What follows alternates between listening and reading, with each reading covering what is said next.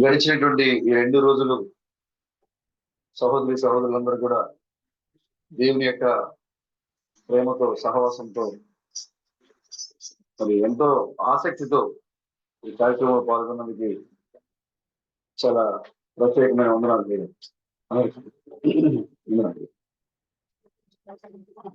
ఈ సమయంలో సంఘము చివరి సమయంలో ఉంది.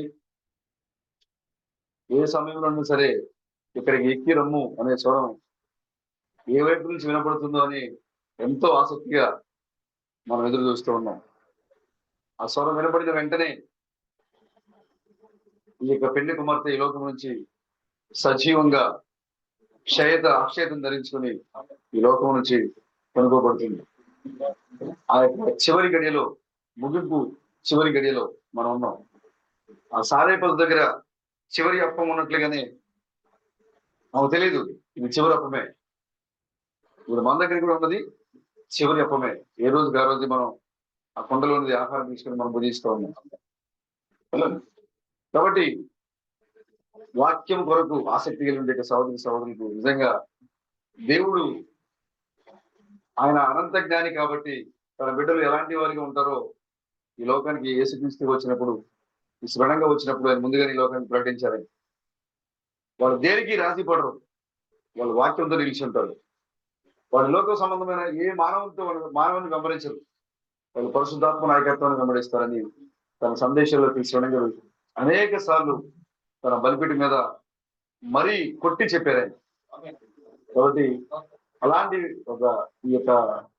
ఈ శివడం చెప్పిన సంఘము ఇప్పుడు ఇక్కడ సజీవంగా నిలబడి వారితో కలిసి ప్రభువుని ఆరాధించడం దేవుడు నాకు ఇచ్చిన గొప్ప భాగ్యంగా నేను ఫీల్ అవుతూ ఉన్నా. ప్రభుకి స్తోత్రం కలగాక. యేసుక్రీస్తు ఈ లోకానికి వచ్చినప్పుడు అని చెప్పారు, వాక్యం బయలుపరచబడుతున్నప్పుడు వాక్యాన్ని స్వీకరించని తరము గురించి ఆయన ఒక మాట చెప్పారు. ఈ తరము వారిని నేను దేనితో పోల్తును అని అడిగారు. దేనితో పోల్చాలి? ఎవరంటే వాళ్ళు వాక్యం బయలుపడుతున్నప్పుడు వాక్యాన్ని తీసుకోకుండా, వాక్యాన్ని వెంబడించకుండా వారి యొక్క సిద్ధాంతాల్లో ఆచారాల్లో మునిగిపోయిన తరాన్ని ఆయన ఈ తరాన్ని నేను దేనితో పోల్చాలి అని అడిగాడు. ఇప్పుడు మనకు కూడా వాక్యం బయలుపడుతూ ఉంది. ఇది మీ వాక్యమో నా వాక్యమో కాదు, దేవుడు తన పరిశుద్ధ గ్రంథంలో ఈ కాలంలో ఎలాంటి కార్యాలు జరుగుతాయని చెప్పారో అలాంటి కార్యాలు మన కళ్ళెదుట నెరవేర్చబడుతూ ఉన్నాయి, చూస్తూ ఉన్నారు. లూకా సువార్త 17:26-30, ప్రకటన 10, ప్రకటన 12, ప్రకటన 1వ అధ్యాయము, ప్రకటన 19వ అధ్యాయము, ఇవన్నీ కూడా మన కళ్ళ ఎదుట నెరవేర్చబడుతూ ఉన్నాయి. ఆదికాండం 18వ అధ్యాయము, 19వ అధ్యాయము మన కళ్ళ ఎదుట నెరవేర్చబడుతూ ఉంది. ఈ లోకం దాన్ని చూస్తూ ఉంది, కానీ గుర్తించలేని విధంగా ఈ తరము ఉంది. యేసుక్రీస్తు ఆ రోజున చెప్పారు, ఇప్పుడు అదే జీవంతో ఉన్న మనము ఈ లోకాన్ని చెప్తూ ఉన్నాము, ఈ తరానికి మనం ప్రశ్నిస్తూ ఉన్నాము, ఈ తరాన్ని దేనితో పోల్చాలి? వాక్యం పరిపూర్ణంగా బయలుపరచబడుతూ ఉంటే చూడలేని ఈ గుడ్డి తరాన్ని దేనితో పోల్చాలి? చూడండి ఒకసారి మత్తయి సువార్త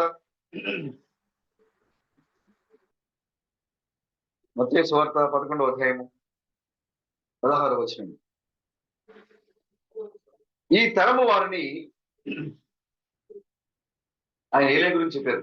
మీకు వినడానికి మనసు ఉంటే రాబో ఏలియా ఇక్కడే వాక్యాన్ని బయలుపరిచిన తర్వాత ఆ వాక్యాన్ని నమ్మనటువంటి ప్రజలతో ఆయన అంటారు, ఈ తరము వారిని నేను దేనితో పోల్చుదును? వీళ్ళు చూడండి, సంత వీధులలో కూర్చుని ఉండి, వీళ్ళు ఎక్కడున్నారు? బయటే ఉన్నారు. జరుగుతున్న కార్యాలు చూడలేని విధంగా రహస్యంగా లేరు వాళ్ళు. జరిగే కార్యాలు చూచినట్లుగా బహిరంగముగా వాళ్ళు ఎక్కడున్నారు? సంత వీధుల్లో ఉన్నారు. వాక్యము వారి కళ్ళ ఎదుట నెరవేర్చబడుతూ వాళ్ళు చూస్తూ ఉన్నారు. బహిరంగంగా వారి కళ్ళ ఎదుట వాక్యము ప్రదర్శించబడము వారికి కనబడుతూ ఉంది.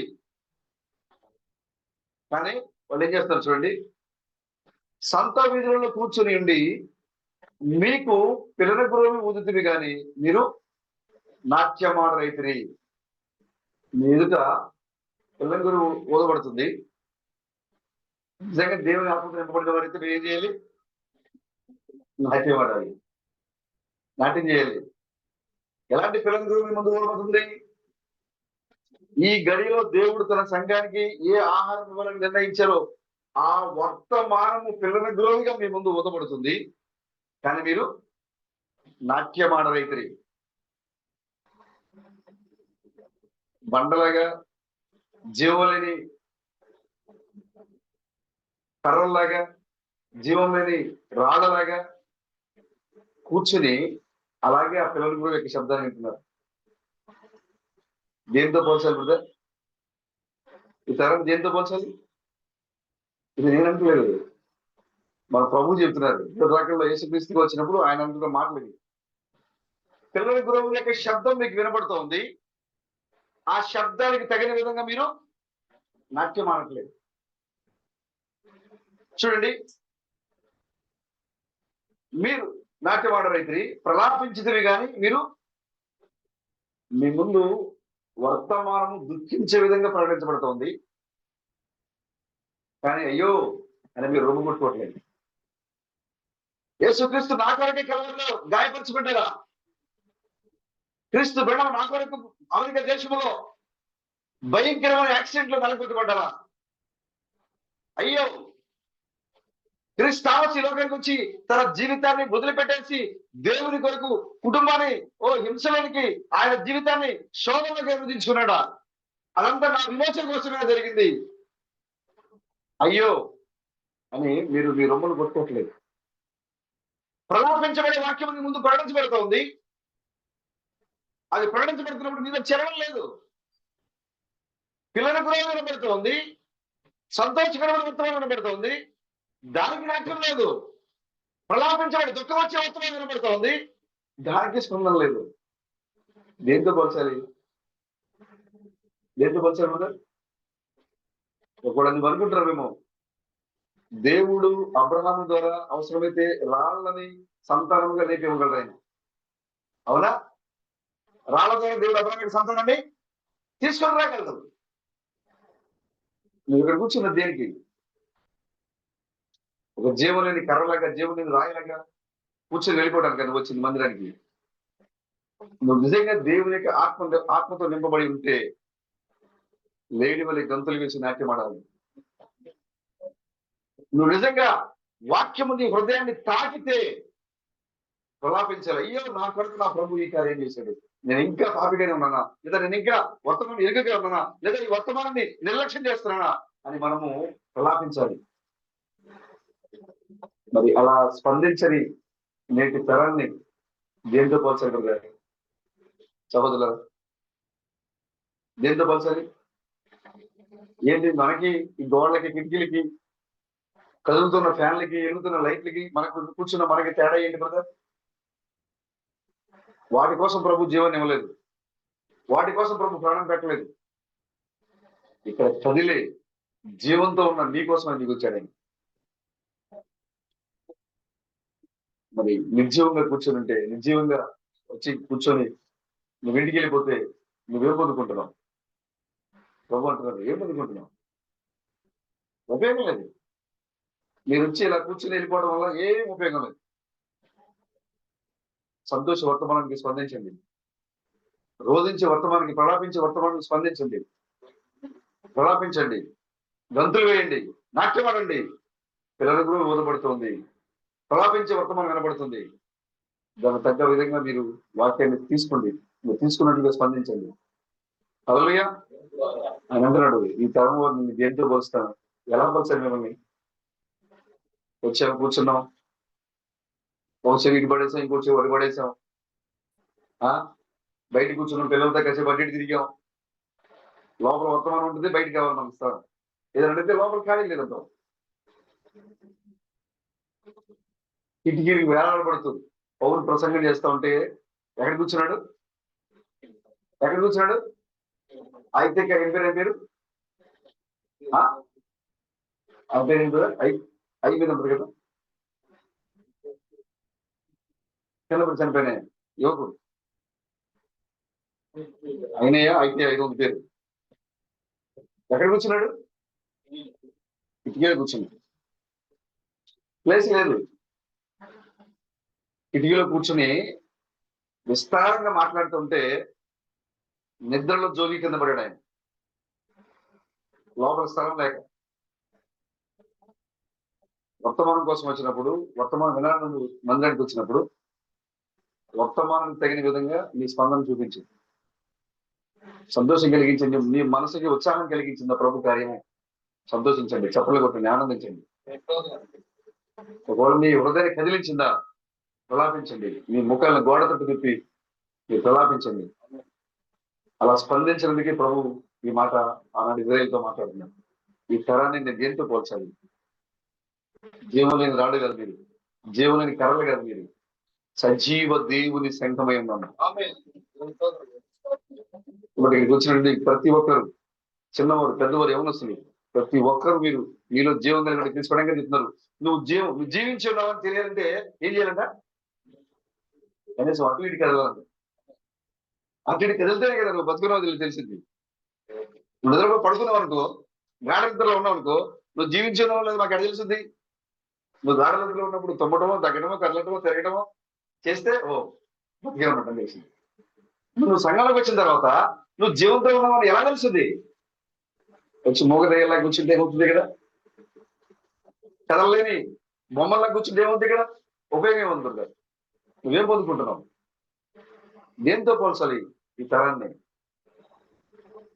మీరు వాక్యానికి తగిన విధంగా మీరు స్పందించండి, తీసుకోండి. మీ ప్రభు మీ హృదయంలో వేదన కలిగించేసాడు, ఆలాపించండి. మీ ముఖాలు గోడ తట్టు తిప్పి ఏడవండి. అయ్యో నా కోసం ప్రభువా నువ్వు ఈ కార్యం చేసావా, నేను ఇంకా నిర్లక్ష్యంగా ఉన్నానా? లేదు, మీకు బయలుపాటు వచ్చింది. సంతోషంతో మీరు ప్రభుని ఆరాధించండి, స్పందించండి. ప్రభు నేను నీ కొరకు జీవించే ఈ లోకంలో జీవం కలిగి నీ జీవంతోనే ఉన్నాను, నీకోసం సాక్షిగా ఉన్నాను అనే రుజువు ఇక్కడ మీరు చూపించండి. ఊరికే మీతో సంఘాల మధ్యకి వచ్చి చప్పట్లు కొట్టి పాటలు పాడి, ఈ మధ్యన మళ్ళీ మనకు ఒక బ్రదర్ కొత్తగా సంగీతం యాడ్ చేశారు. ఇందాక బాగుంది కదని చెప్పేసి చప్పట్లు కూడా వెళ్ళిపోవడం కాదు. మనం దేనికైతే వచ్చామో దాన్ని మీరు స్వీకరించి ఇంటికి వెళ్ళండి. ప్రభుకి స్తోత్రం కలగాలి. అలా చూడండి, ఇంకొక మాట చూడండి. వాళ్ళు ఎలా ఉన్నారంట? స్పందించిన వాళ్ళు ఎలా ఉన్నారంట? ప్రలాపించదు కానీ మీరు రొమ్ము కొట్టుకునే రైతుని తమ చెలికాండ్రతో చెప్పి పిలుపులాడుకును పిల్లకాయలంట. పిల్లలిద్దరు నిలబడి కొట్టుకుంటారు చూసారా? అదే అడుగుంటారు చూసారా? ఇక్కడ స్పందించిన వాళ్ళు పిల్లకాయలు. ఇక్కడ స్పందించిన వాళ్ళు, వాక్యానికి స్పందించిన వాళ్ళు ఎవరు? పిల్లకాయలు. ఇక్కడ పిల్లకాయలు ఎవరు ఉన్నారని నేను అనుకోవట్లా. మీరందరూ బలమైన ఆహారం తినేవారని పొలంలో చెప్పారు, నేను అదే అనుకుంటున్నా. బలమైన ఆహారం తినేవారని అనుకుంటున్నా నేను. పిల్లకాయలు ఎవరు లేదు ఇక్కడ.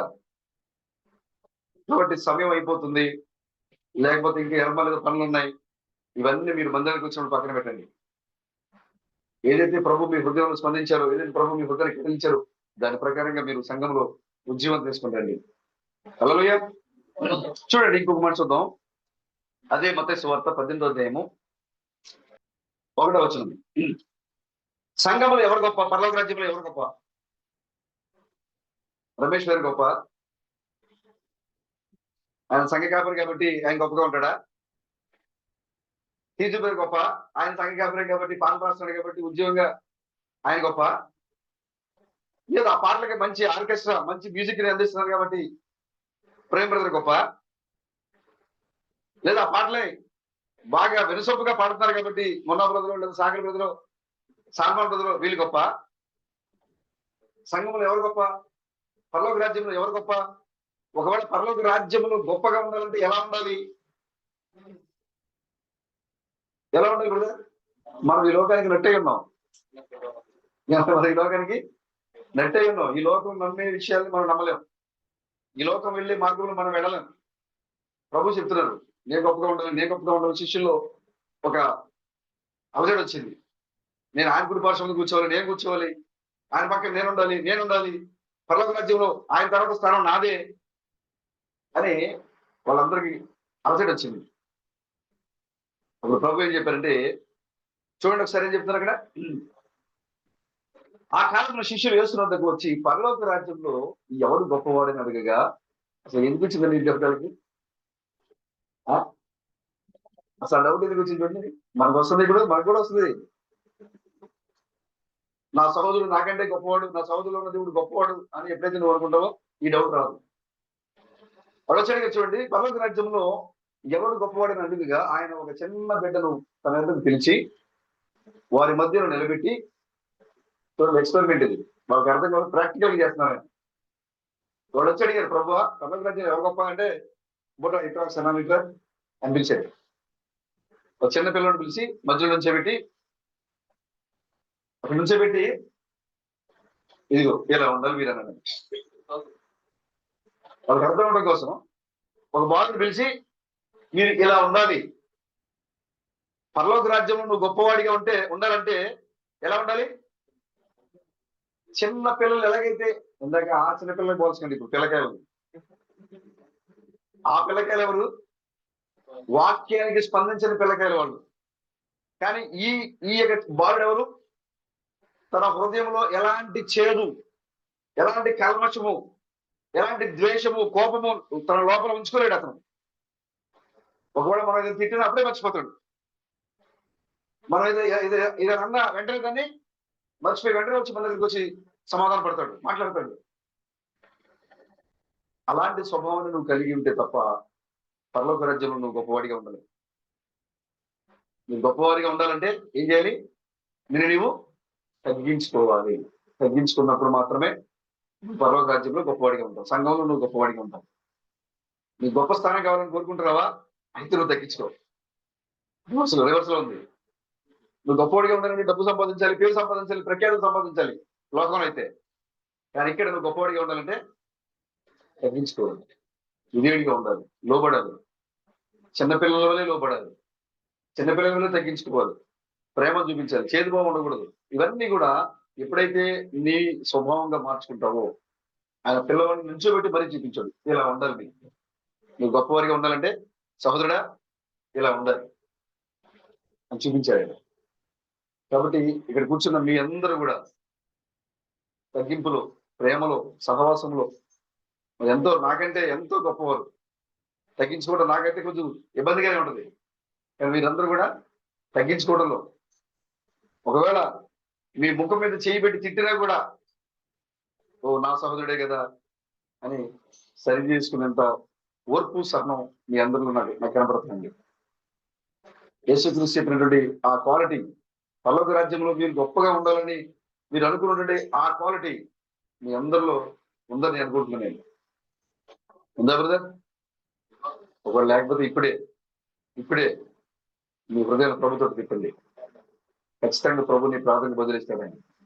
క్రీస్తు బృందం మన ప్రార్థనకి బదులిచ్చి దేవుడే అన్నాడు. యథార్థంగా నువ్వు అడగలిగితే నీకు ఆయన ఇస్తాడు. నువ్వు పరలోక రాజ్యంలోకి వెళ్ళాలంటే, పరలోక రాజ్యంలో గొప్పవాడిగా ఉండాలంటే నువ్వు ముందు చెయ్యి. హల్లెలూయా. చూడండి, వాళ్ళు అక్కడ ఉండటం వల్ల ఆయన వారి మధ్యలో ఏం చేయలేకపోయాడు. వాళ్ళు అక్కడ ఆ విధంగా చేయటం వల్ల. ఇంకొక మాట చూద్దాం, చూడండి.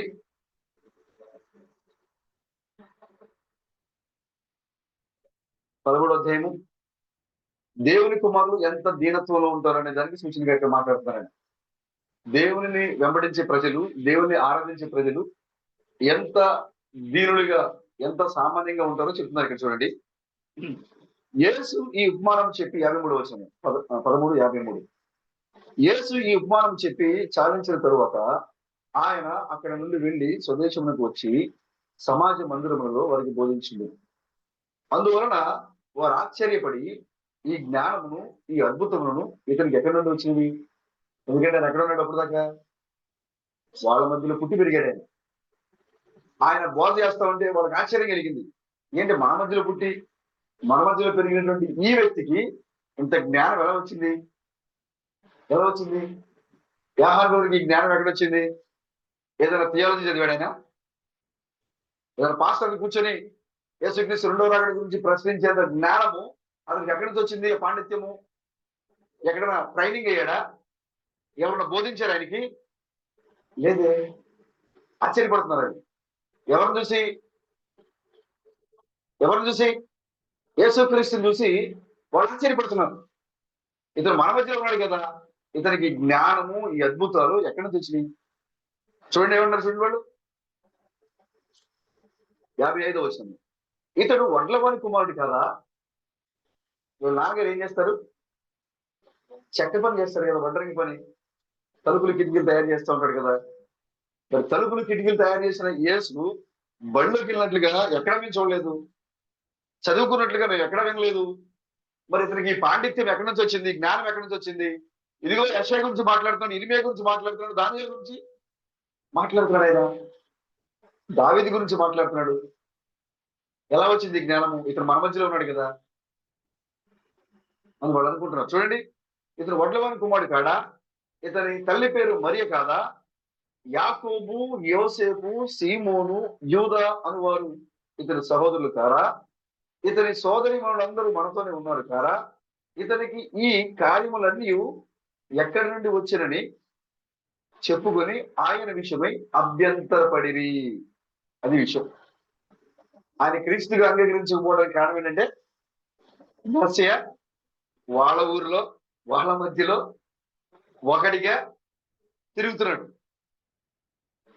ఎందుకు వాళ్ళు ఆయన అంగీకరించలేదంటే, యేసుని ఎందుకు వాళ్ళు నమ్మలేదంటే, మనతో పుట్టి మనతో పాటు పెరిగి మనతో పాటుగా సహవాసం చేసి మనతో పాటు వీధుల్లో తిరిగినటువంటి ఈ మనిషి, వాళ్ళ నాన్న పేరు తెలుసు మనకి, వాళ్ళ అమ్మ పేరు తెలుసు, వాళ్ళ అన్నలు ఎవరుంటారు? వాళ్ళు నలుగురు ఉన్నారు అన్నలు. యేసు పుట్టిన తర్వాత ఎంతమంది పుట్టారు? నలుగురు పుట్టారు అక్కడ. ఎవరు వాళ్ళు?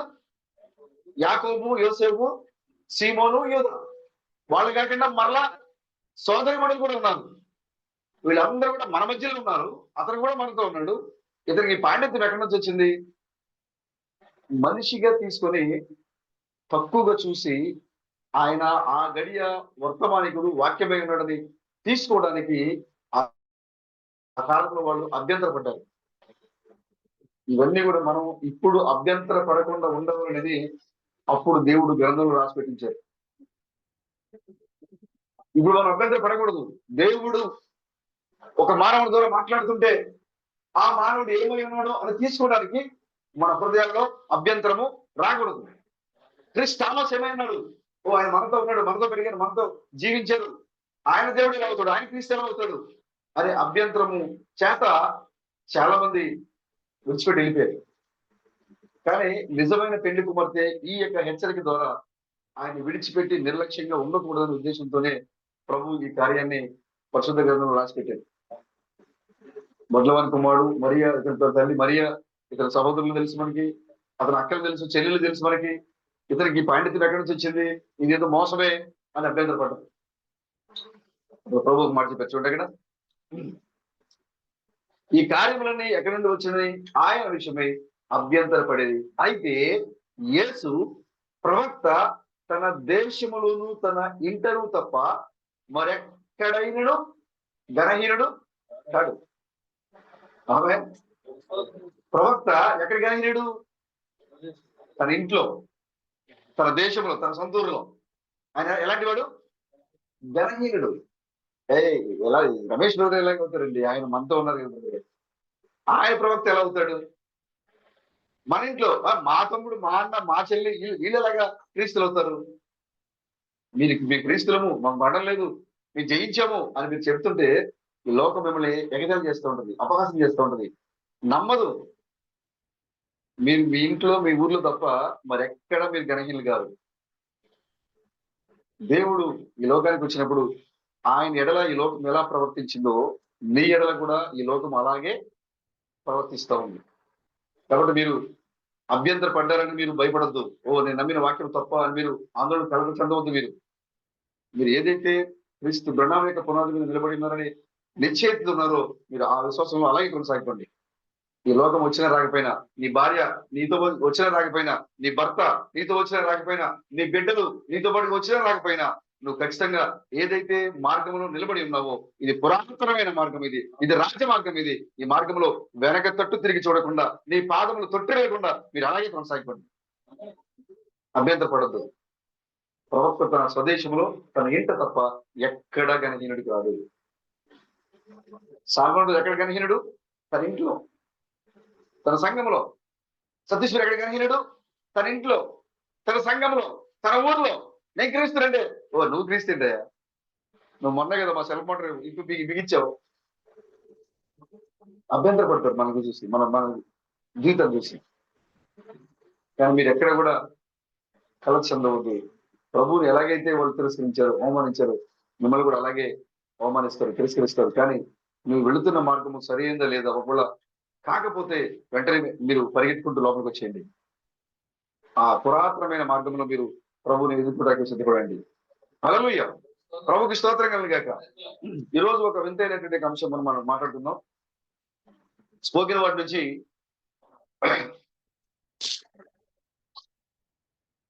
బహుశా ఈ అంశాన్ని నేను ఎప్పటికీ క్లోజ్ చేయలేదు. నేను ఈ రోజు మాత్రం కొన్ని విషయాలు మనం మాట్లాడదాం. హల్లెలూయా.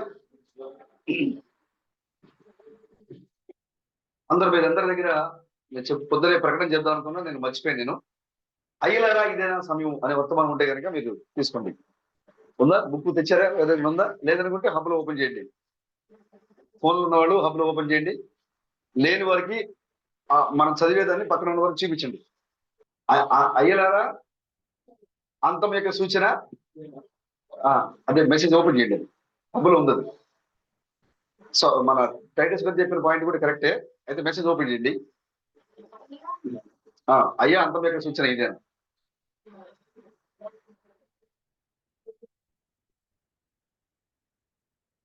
పేరా నెంబర్ ఉంది కాబట్టి మీరు సెర్చ్ కొట్టాల్సిన అవసరం లేదు. అయ్యా అంతం యొక్క సూచన ఇదేనా? ఓపెన్ చేశారా? సిస్టర్స్ కూడా ఓపెన్ చేశారా? చూడండి. లేని వాళ్ళకి కూడా చూపించండి. ఇది గొప్ప క్రీస్తు బ్రహ్మ యొక్క వర్తమానానికి, ఈ వర్తమానము ఆయన వర్తమానాలన్నిటికీ, ఆయన వర్తమానాల్లోకి మనం వెళ్ళాలి అంటే 1250 మెసేజ్లు నీకు అర్థం కావాలి అంటే ఈ మెసేజ్ నీకు అర్థం కావాలి. క్రీస్తు బ్రహ్మ యొక్క 1200 వర్తమానాలు నీకు అర్థం కావాలి అంటే ఇప్పుడు మనం చదువుతున్నటువంటి సందేశం నీకు అర్థమైతే ఆయన వర్తమానాలకి ఇది తాళపు చెవి. స్వయంగా ఆయన చెప్పారు. మీకు ఈ సందేశం అర్థమైతే ఆటోమేటిక్ గా ఈ ప్రత్యక్ష ద్వారా చెప్పబడుతున్నటువంటి అన్ని సందేశాలు మీరు గ్రహించగలుగుతాం. ఆమేన్. అయ్యా అంతం యొక్క సూచన ఇదేనా? ఈ వర్తమానంలో నేను ఎక్కడి నుంచి తీసుకోవాలో కూడా అంత మనకి ఈ గడికి సంబంధించిన విషయాలే శ్రవణం గారు చెప్పారు. దాంట్లో 6 దర్శనాలు చెప్పారు. 6 దర్శనాలు కూడా ఈ గడియలో దేవుడు సంఘంలో ఎలా పనిచేస్తున్నారు అనే దాని గురించే మాట్లాడారని. అయితే దీంట్లో ఒక దర్శనం మాత్రమే మనం చూద్దాం. అన్ని దర్శనాలు మనం చూడలేము. ఇప్పుడు ఒక దర్శనాన్ని మాత్రమే మనం చూద్దాం. అది 58వ పారాగ్రాఫ్. అయ్యా అంతం యొక్క సూచన ఇదేనా? 58వ పారాగ్రాఫ్ నేను చదువుతున్నా చూడండి. సోదరుడు పార్నల్ ఈ విధముగా చెప్పాడు. నాకొక వింతైన కల వచ్చినది. నేను ఒక కూడికను అక్కడ జరపనున్నాను. ఏదో ఒక విధముగా ఒక క్రొత్త సంఘము లాంటి దానిలో ఇక్కడ ఒక కూడిక జరుగును. అతను మరలా చెప్పుచు ఈ క్రొత్త సంఘము, చూసారా? చూస్తున్నారు అందరూ? ఈ క్రొత్త సంఘము ఏ విధముగా వెలుపలకు రాగలదు? వారెందుకు సహకరించుకున్నారని అతడు ఆశ్చర్యపడుచున్నాడు. అతడు ఇంకనూ చెప్పుచు అతడు అక్కడ నిలిచి ఆలోచించుండగా, మంచిది, నేను ఎక్కడే నిలిచి ఉందును, నేను వేచి ఉండి ఆరాధనలో కలుసుకుందును అని చెప్పాడు. అప్పుడు ఒక మనుషుడు బ్రౌన్ రంగు కోటును ధరించిన వాడై ఆ కట్టడములో నుండి వచ్చిండెను. అతడు ఒక పుస్తకమును వ్రాయిచుండెను. అతడు సోదరుడు పార్నల్తో, ఇది ఒక ఒద్దికైన కూడిక, ఇది సంఘ పెద్దలకును సంఘ కర్తలకును జరుగు కూడిక అని చెప్పాడు. మంచిది, అతడు ఒక అడుగు ముందుకు వెళ్ళదలిచాడు. అందువలన అతడు ఒక క్రొత్త సంఘ గుమ్మమునొద్దకు వెళ్ళాడు. ఆ సంఘము అప్పుడే నిర్మించబడినది, అది మరమ్మత్తు చేయబడినది, మరలా సరి చేయబడినది.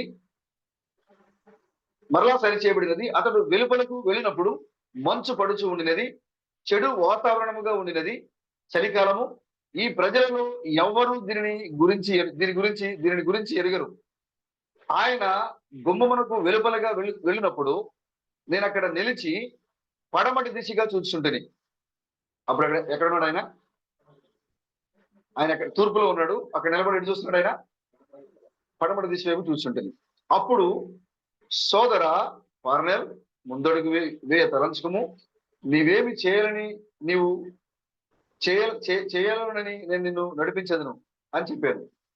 సోదరుడు పార్నెల్, మిగిలిన వాళ్లకు నేను ఏ విధమైన వివరణ ఇవ్వలేదని ఎరిగి ఉన్నారు. అది ఇప్పుడు జరుగుతున్నది. వారు మాట్లాడుచుండగా ఇంకనూ కనబడుచున్నది. నేనెంత త్వరగా అక్కడికి నుండి వచ్చేసానో మీరు గమనించారా? సోదరుడు పార్నెల్ నుండి వచ్చి మీకు చెప్పకుండానట్లు వచ్చాను. నేను వెళ్ళి సోదరుడు ఉడ్తో గాని మరెవరితో గాని ఏమీ చెప్పలేదు. ఎవరితోనూ దానిని అలాగే వదిలేశాను. ఎందుకనగా అది ఎక్కడికి నడిపించనో చూసేందుకు ఇష్టపడుతుంది. ఆ తరువాత నేను ఇబ్బంది పడుచున్నాను అని చెప్పడం మీరు విన్నారు కదా. అదే ఇది. ఇప్పుడు సోదరుడు పార్నెల్, నేను అతనితో చెప్పినట్లు ఈ విధంగా చెప్పారు. పార్నెల్, సోదరుడా, ప్రారంభించము. మొదటగా నీవు రావాల్సిన స్థలము సిప్పోరా అను దానికి అర్థము నిలువుము లేక ఆగుము లేక మరొకటి. అక్కడ నిలిచి ఉండకము. సిప్పోరా దగ్గర నువ్వు నిలిచి ఉండదు. అప్పుడు మరొక దానికి వెళ్ళము. నీవు ఒక వృద్ధురాల్ని కనుగొందువు, అక్కడ నువ్వు నిలువకము. నేను మాట్లాడుచున్నంత కాలము ఆ మంచు గుండా నడిచి వెళుచుంటిమి. నా భార్యను కనుగొనంత మట్టుకు ముందుకు వెళ్ళము. నా భార్యను కనుగొనినప్పుడు అక్కడ నిలువుము అని నేను చెప్పాను. అతడు చూచాడని చెప్పాడు. మేము ఆ మంచు నుండి వెలుపలికి ఎడారికి వచ్చాము. అప్పుడు నేను మాయమైపోయాను. అతడు వెనుదిరిగి చూచినప్పుడు మరియు అతని భార్య ఒక బావి నుండి నీళ్లు చేర్చున్నది. ఎవరో ఒక సేవకుడు ఆమెను లాగివేచున్నాడు. ఆ బావి నుండి దూరముగా ఆమె అతను గమనించున్నది. అంతటా అతడు నిద్ర మేల్కొన్నాడు. ఇది పార్నెల్ యొక్క కళ, దర్శనం. ఇది సహోదరుడు పార్నెల్, అది ఆయన యొక్క కళ. ఇది ప్రభుకి స్తోత్రం కలుగాక. చిన్న ప్రార్థన చేసుకున్నాం. ఓ మా మంచి ప్రభువా, క్రీస్తు బిడ్డమ దేవుడా, మీకు వందనాలు చెల్లిస్తున్నాం. ఈ రాత్రికాల సమయంలో ప్రభువా, ఈ లోకము మన దేశిస్తుంది. ఈ లోకము మేమెవరో గుర్తించలేదు. ఈ లోకము మమ్మల్ని అవమానిస్తుంది. ఈ లోకము మా జీవితాన్ని చూసి అభ్యంతరపడుతుంది. ఈ లోకము మా మాటలు చూసి అభ్యంతరపడుతుంది. ఓ, ఈ సోదరుడు ఏంటి మన మధ్య జీవించేవాడే కదా, ఇతని బోధ మనం వినాలా? ఈ సోదరుడు మనతో ఉన్నవాడే కదా, ఇతని మాటలు మనం వినాలా? ఇతను మనం వెంబడించాలా? ఇతని బోధకుడిని మనం అంగీకరించాలా అని ఈ లోకము మా జీవితాలను చూసి అభ్యంతరపడుతూ ఉంటది. అయినా మీరు చెప్పారు, మీరు బాధపడద్దు, ఎందుకంటే ఈ లోకము నన్ను చూసే అభ్యంతరపడింది. మిమ్మల్ని చూసి అభ్యంతరపడడం ఆశ్చర్యమే లేదు అని వాక్యం మాట్లాడుతోంది. కాబట్టి మా ప్రభువా, ఇక్కడ మోకరించిన ప్రతి సహోదరుడు వారు తమ ఇంట తప్ప, తమ స్వదేశంలో తప్ప మరి ఎక్కడ వారు గర్హిణులు కాదు. ఎందుకంటే వారు సజీవమైన వాక్యాన్ని తమ చేతులతో ఎత్తిపట్టి ఉన్నారు. సజీవమైన దేవుణ్ణి ఈ లోకానికి పరిచయం చేస్తూ ఉన్నారు. సజీవమైన దేవుని నామాన్ని తమ కథవుల ద్వారా ఈ లోకంలో స్తుతిస్తూ ఆరాధిస్తూ ప్రతిధ్వనిస్తున్నారు. కాబట్టి ఈ లోకానికి వాళ్ళు వెలివేబడిన వారిగా కనబడవచ్చు, వస్త్రహీనంగా కనబడవచ్చు, దీనులుగా కనబడవచ్చు, వాక్చాతుర్యం లేని వారిగా కనబడవచ్చు, వస్త్రాలు లేని వారిగా కనబడవచ్చు, నత్తి పదవిగా కలిగిన వారిగా కనబడవచ్చు, చదువు లేని వారిగా కనబడవచ్చు, మేధావులుగా మరి వాళ్ళు ఈ లోకానికి కనబడకుండా ఉండకపోవచ్చు. కానీ మా ప్రభువా, దీనంగా ఉన్న మమ్మలను, దీనులైన మమ్మలను ఈ లోకములో ఘనపరచడానికి, ఈ లోకములో హెచ్చించడానికి నువ్వు దిగొచ్చావు. నీ యొక్క వాక్యం మాట్లాడుతుంది. జ్ఞానము 7 దీపస్తంభం మీద సంచారం చేస్తా ఉంది. తనకి నివాస స్థలముగా ఎక్కడ ఉంటుందా అని 7 దీపస్తంభాలతో చెక్కుకుంది. జ్ఞానము సంచారం చేస్తా ఉంది. 2000 సంవత్సరాలుగా దేవుని యొక్క నీతి, దేవుని యొక్క జ్ఞానము 7 దీపస్తంభాల మధ్య సంచరిస్తూ ఉంది. ఇప్పుడు జ్ఞానము 7 స్తంభాల చెక్కుకుంది. ఇప్పుడు జ్ఞానము 7 స్తంభాల మాదిరిగా ఉంది. ఇప్పుడు జ్ఞానము 7 స్తంభాలలో నివాసమై ఉంది. ఓ, ఇది మేము చూసినట్లుగా, గ్రహించినట్లుగా మా కనులను, మా హృదయాలను తెరవమని అడుగుతున్నాం మా ప్రభువా. ఓ, మేము మిగతా సంఘ శాఖల మాదిరిగా, గుంపుల మాదిరిగా, ఓ మేము పిల్లకాయలు పోయిన మాదిరిగా మేము ఇక్కడ లేదు. మేము పిల్లల శబ్దం వినబడుతున్నప్పుడు గంతులు వేస్తాము. ఓ, మా దేవుని యొక్క గురించి దుఃఖ కార్యాలు జరుగుతున్నప్పుడు మేము ప్రవర్తిస్తాము. మేము పిల్లకాయలము కాదు. ఓ, పరలోకపు జీవాహారాన్ని తినేటువంటి బలమైన యుక్త కాలంలో వచ్చినట్టుగా విశ్వాసమై ఉన్నాము. ఇప్పుడు మోకరించిన ప్రతి సహోదరి సహోదరుని దీవించి బలపరచండి మా ప్రభువా. చదవబడినటువంటి స్పోకెన్ వర్డ్ నుంచి మేము చదివినటువంటి భాగాన్ని మీరే ఆల్రెడీ ఈ లోకానికి మీరు వచ్చి దాని సంఘంలో మీరు బోధించారు. మరొకసారి మీకు జ్ఞాపకం చేసుకుంటున్నాను. మా హృదయాన్ని బలపరచండి. మీరే నడిపించి మహిమ ఘనత ప్రభావం పొందుకోమని మా విమోచకుడైన క్రీస్తు బ్రహ్మం యొక్క నామములో ఈ ప్రార్థన వచ్చినాం ప్రభువా. ఆమేన్. దేవునికి స్తోత్రం కలుగును గాక. హల్లెలూయా. అందరికి వందనాలు సహోదరులారా. God bless you. God bless you. 10 మనం మాట్లాడి మొదలేసుకోవడమే 9 అయిపోయింది.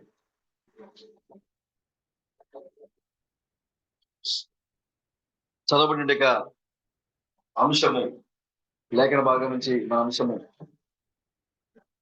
నా భార్య వద్ద నిలువుము. నా భార్య వద్ద నిలువుము. మీరు ఎక్కడ నిలవడానికి లేదు. మీరు ఏ సంఘంలో ఆగడానికి లేదు. మీరు ఏ సంఘాన్ని గమనించడానికి లేదు. మీరు ఎక్కడ ఆగాలి? ఎక్కడ ఆగాలి? క్రీస్తు బ్రహ్మం యొక్క వధువు దగ్గర మీరు నిలబడండి. ప్రభుకి స్తోత్రం కలగాలి. ఈ దర్శనము చూడండి, సంఘములో చాలా దర్శనాలు వచ్చినాయి. క్రీస్తు బ్రహ్మం యొక్క సంఘములో సహోదరులకి చాలా మందికి చాలా దర్శనాలు వచ్చినాయి. 16 నెలల పసిబాలు యొక్క వయసులో ఉన్నప్పటి నుండే క్రీస్తు బ్రహ్మము దర్శనం చూడటం మొదలు పెట్టారు. 16 నెలల పసిబాలుగా ఉన్నప్పుడే దర్శనం చూడటం మొదలు పెట్టాడు ఆయన.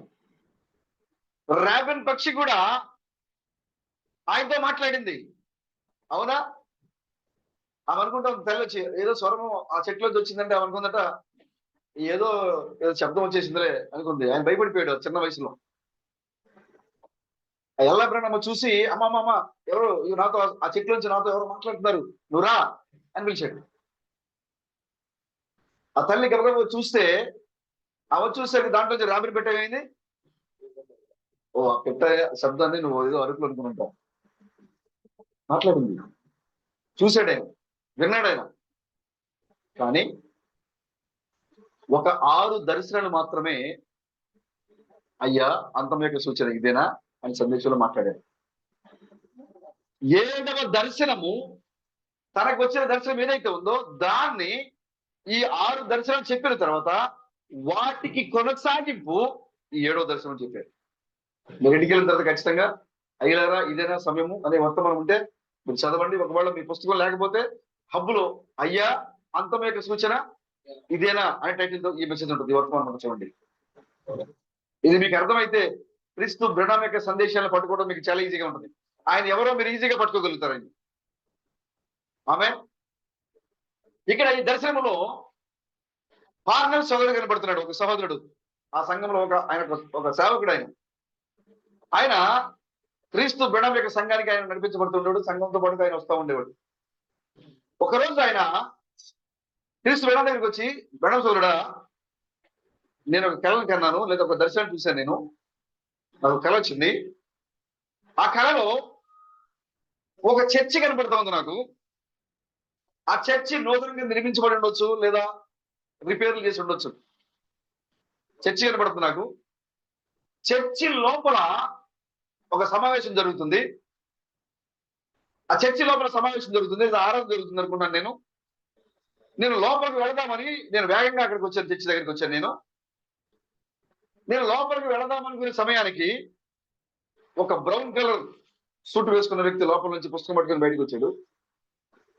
అతను నన్ను ఏం చేశాడు? ఆపేశాడు. లోపలికి వెళ్ళడానికి వీలు లేదని ఆపేశాడు. నేను లోపలికి వెళ్ళకుండా నేను అడ్డగించబడ్డాను. అతను చెప్పాడు నాతో, ఇప్పుడు ఇక్కడ ఆరాధన జరగట్లేదు, ఇక్కడ సంఘ పెద్దలు, సంఘ ట్రస్టీలు, సంఘాన్ని నడిపించిన పెద్ద ఎవరైతే ఉంటారో వారు, ఆ సంఘానికి చూడాలి లావాదేవీలు కావాల్సిన ఏదైతే ట్రస్టీలు ఉన్నారో వారు, డీకాన్స్, ట్రస్టీలు, వాళ్ళందరూ కూడా సమావేశమయ్యేటువంటి సమావేశం ఇది, కూడికైంది, సమావేశమయ్యారు. కాబట్టి మీకు లోపలికి అనుమతి లేదు. పార్నలకు అర్థం కాలేదు, ఇదేంటి సంఘంలోనికి నేను వెళ్దాం వస్తే వీళ్ళని ఏం చేశారు? అడ్డుకున్నారు. ఏ సంఘం అది? ఏ సంఘం అది? ఆ పార్నలు చూస్తున్న కళలో చూస్తున్న సంఘము ఏ సంఘం అది? Branham tabernacle. ఏ సంఘం అది? క్రీస్తు బ్రానమ్ ఏ సంఘంలో ఉండి వర్తమానం అందించాడో ఆ సంఘాన్ని ఆయన చూస్తూ ఉన్నాడు, పార్నలు చూస్తూ ఉన్నాడు. ఆ సంఘములో వర్తమానానికి బదులుగా ఎవరు సమావేశమయ్యారు? డీకాన్స్, ట్రస్టీలు సమావేశమయ్యారు. ఎందుకంటే దాని యొక్క లావాదేవీలు, దానికి సంబంధించిన కొన్ని వ్యవహారాలు, ఇవన్నీ కూడా వాళ్ళు స్వాధీనపరచుకోవడానికి వాళ్ళు సమావేశమయ్యారు. విశ్వనంగా ముందే చెప్పారు, ఇప్పుడున్నటువంటి ఈ డీకన్స్ ద్వారా, ఈ ట్రస్టీల ద్వారా కొంచెం ఇబ్బంది పడుతున్నా నేను. సహోదరు నెవిల్ని సంఘ కాపరిగా లేకుండా చేయాలని ఈ డీకన్స్, ట్రస్టీలు చాలా కుట్ర పొందుతున్నారు. ఆయన యథార్థవంతుడు. ఆయన బోధిస్తుంటే వినాలని నేను ఎన్నోసార్లు చెప్పే తన సందేశాలు. నెవిల్ బోధిస్తుంటే వినటం నాకు ఎంతో ఇష్టం. అనేక సందేశాలు చెప్పారు. ఈ రోజు నెవిల్ యొక్క వర్తమానం నుంచి నిన్న అంశం తీసుకున్నా అని చెప్పారు. అంటే నెవిల్ సహోదరుడు మెసేజ్ ఇస్తా ఉంటే ఆ మెసేజ్లోంచి ఆయన తన అంశాన్ని తీసుకున్నాడు. ఆయన మనం చాలాసార్లు అదే చేస్తుంటాం. ఎక్కడైనా మనకి వాక్యం వినపోయేటప్పుడు లేదా డినామినేషన్ సరే వాళ్ళు మాట్లాడుతుంటే కనుక మనకు కావాల్సిన అంశం దాంట్లో దొరుకుతుంది మనకి, అవునా? అందుకని చెప్తే ఆయన బైబిల్ చెప్తోంది, వినుట వలన విశ్వాసం కలిగింది. అది వాక్యం. అది మిగతా ఏదో లోక సంబంధమైన మాటలు కాదు. వాక్యాన్ని వినటం వలన విశ్వాసం కలుగుతుంది. హల్లెలూయా. ఇప్పుడు ఈ పార్ట్నర్ సోదరుడు ఆ గుమ్మం దగ్గర నిలబడున్నాడు. అతను అడ్డగించబడ్డాడు, లోపలికి వెళ్ళలేను. దాన్ని తీరా చూస్తే అది బ్రహ్మ గుడారం. అది లోపల ఆరాధన కాకుండా వేరే సమావేశం జరుగుతున్నాయి. ఆయనకి అర్థం కాలేదు. అప్పుడు ఆయన ఎటువైపు చూశాడు? పడమర వైపు తిరిగాడు. చూస్తే అక్కడ ఎవరు కనపడుతున్నారంట? సోదరు బ్రహ్మ కనపడుతున్నాడు. అంటే బ్రహ్మ ఎక్కడ ఉన్నారు ఇప్పుడు? సంఘంలో లేడు. ఆయన సంఘంలో బ్రానమ్ టెబర్నికల్ లో ఆయన లేడు. బ్రానమ్ టెబర్నికల్ నుంచి ఆయన బయటకు వచ్చేసాడు. బ్రానమ్ టెబర్నికల్ నుంచి బ్రానమ్ బయటకు వచ్చేసాడు. ఏ బ్రదర్? సియోన్ రాజు సియోన్లో లేడు.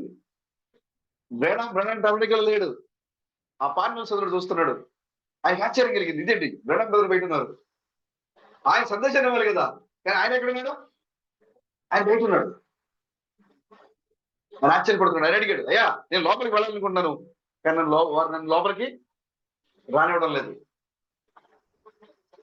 ఓ పార్నల్ సోదరుడా, నువ్వు ఆ సంఘం లోపలికి వెళ్ళలేవు, నువ్వు ఇటొచ్చేయి. నువ్వు బ్రానమ్ లోపలికి వెళ్ళలేవు, నువ్వు ఇటొచ్చేయి.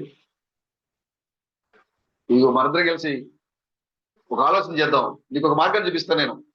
ఈ మార్గంలో నువ్వు ప్రయాణించు. ఎక్కడికి వెళ్ళాలో చెప్తున్నాడు పార్నల్కి. బ్రహ్మ గుడారం నుంచి ఎక్కడికి వెళ్ళాలి, ఎక్కడ బ్రహ్మ ఉన్నారో, ఎక్కడ సంఘం ఉందో ఆ పార్నల్తో ఆయన మాట్లాడుతున్నారు. నువ్వు ఇటొచ్చేయి, బ్రహ్మ టెబర్నికల్ నువ్వు బయటకు వచ్చాయి. పార్నల్ వచ్చాడు. ఇదిగో ఈ మార్గం కూడా నువ్వు వెళ్ళు, నీకు సిప్పోర కనపడుతుంది, అక్కడ ఆగద్దు. సిప్పోర కనపడుతుంది, నువ్వు అక్కడ ఆగద్దు. మరికొంతమందికి వెళ్ళు, ఒక వృద్ధ స్త్రీ కనపడుతుంది, అక్కడ నీవు ఆగొద్దు. నువ్వు మరికొంతమందికి వెళ్ళు, మరొక స్త్రీ కనపడుతుంది, అక్కడ నీవు ఆగొద్దు. నువ్వు మరికొంతమందికి వెళ్ళు.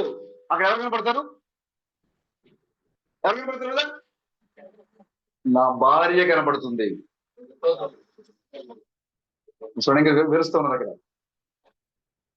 ఈ సిప్పోరా, ఆ వృద్ధ స్త్రీ, ఆ మరొక స్త్రీ, వీళ్ళందరూ కూడా కింద చదువుకుంటూ మీరు వెళ్ళిన తర్వాత సంఘ శాఖలను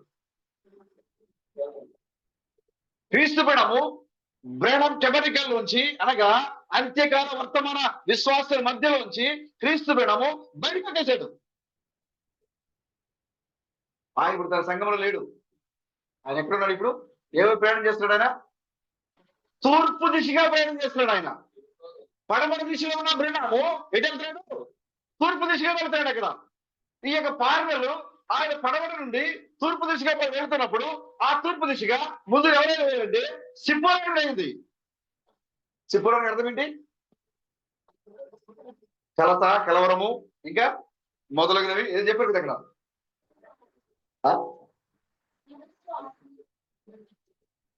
ఏం చెప్పారు? నిలువుము, ఆగుము,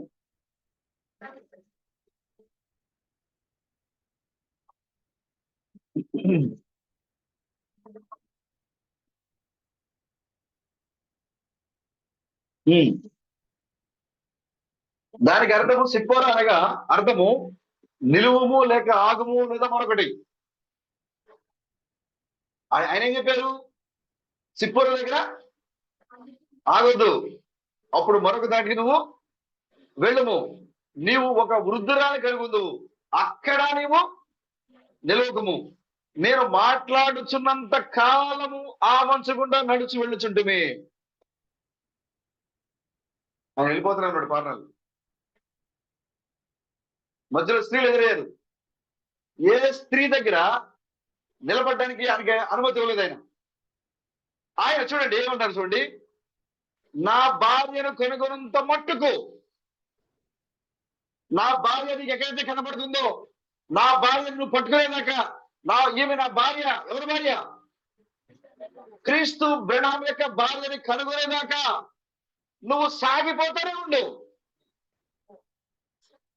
హల్లెలూయా.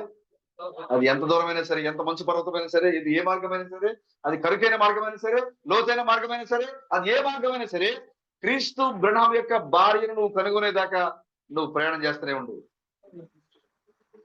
ఎందుకు వచ్చారు బ్రదర్ మనం దగ్గరికి? దూర ప్రయాణం చేసే మధ్యలో మనకి ఎంతమంది సిప్పోరాలు కలిశారు?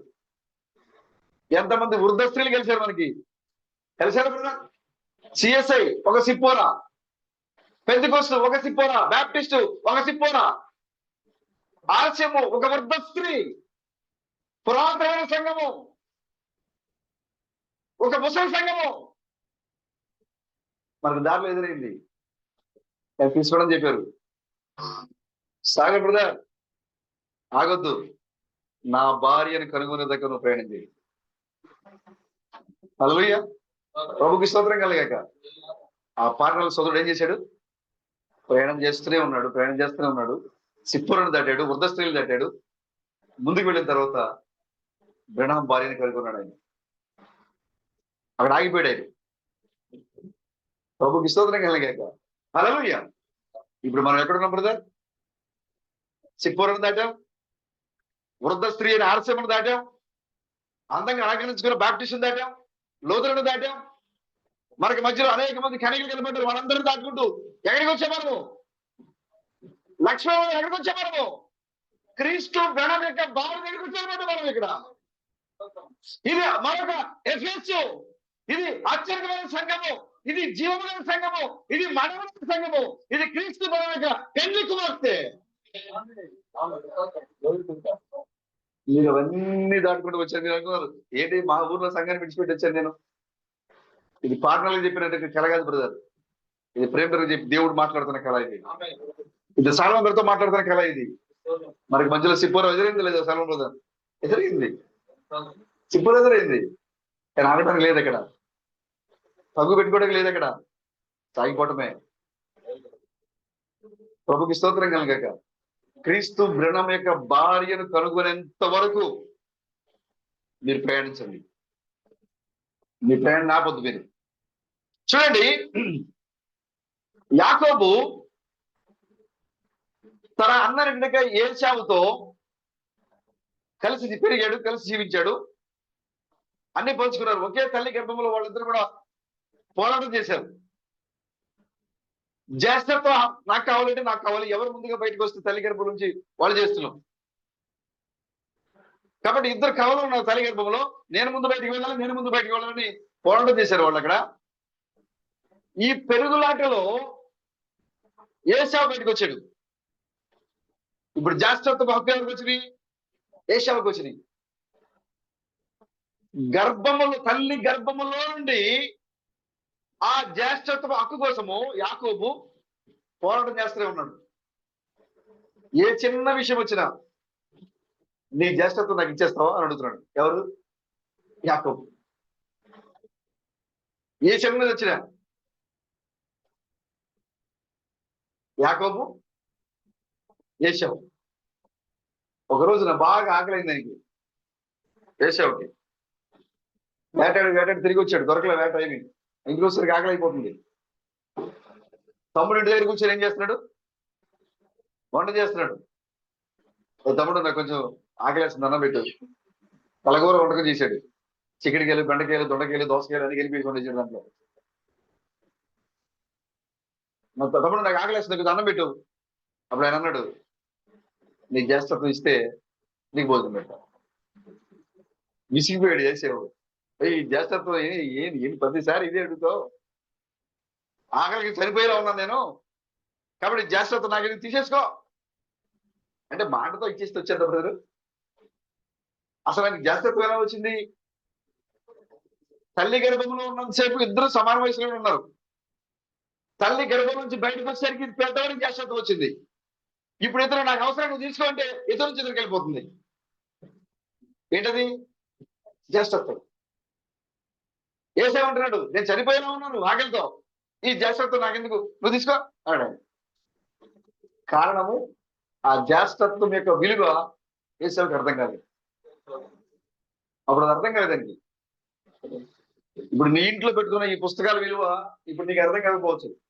ఏసేవులు ఉన్నారు ఇప్పుడు సూపర్ చర్చిలో, చాలా మంది ఉన్నారు ఏసేవులు. పుస్తకం ప్రింట్ అవుతుంది, ముందు నాకే తీసుకుంటారు వాళ్ళు. తీసుకెళ్ళి ఎక్కడ పెడతారు? షెల్ఫ్ లో జాగ్రత్తగా పెడతారు. ప్రతి వారం నేను దులుపుతారు బ్రదరు, దుమ్ము పట్టకుండా.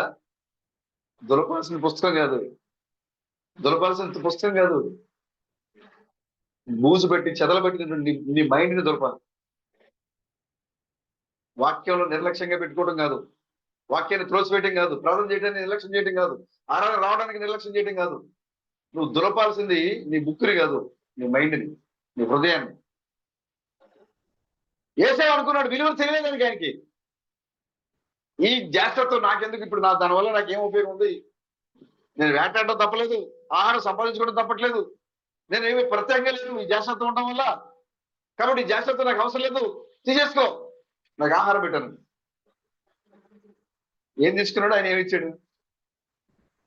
కంటికి కనపడడానికి ఏం జరిగింది అక్కడ? ఏం లేదు, ఏమి లేదు బ్రదర్. ఇజ్రాయేల్ వాక్యాన్ని తిరస్కరించారు. వాక్యం ఏంటొచ్చింది? ఇజ్రాయేల్ నుంచి ఎక్కడికి వచ్చింది వాక్యము? మనకు వచ్చింది వాక్యం.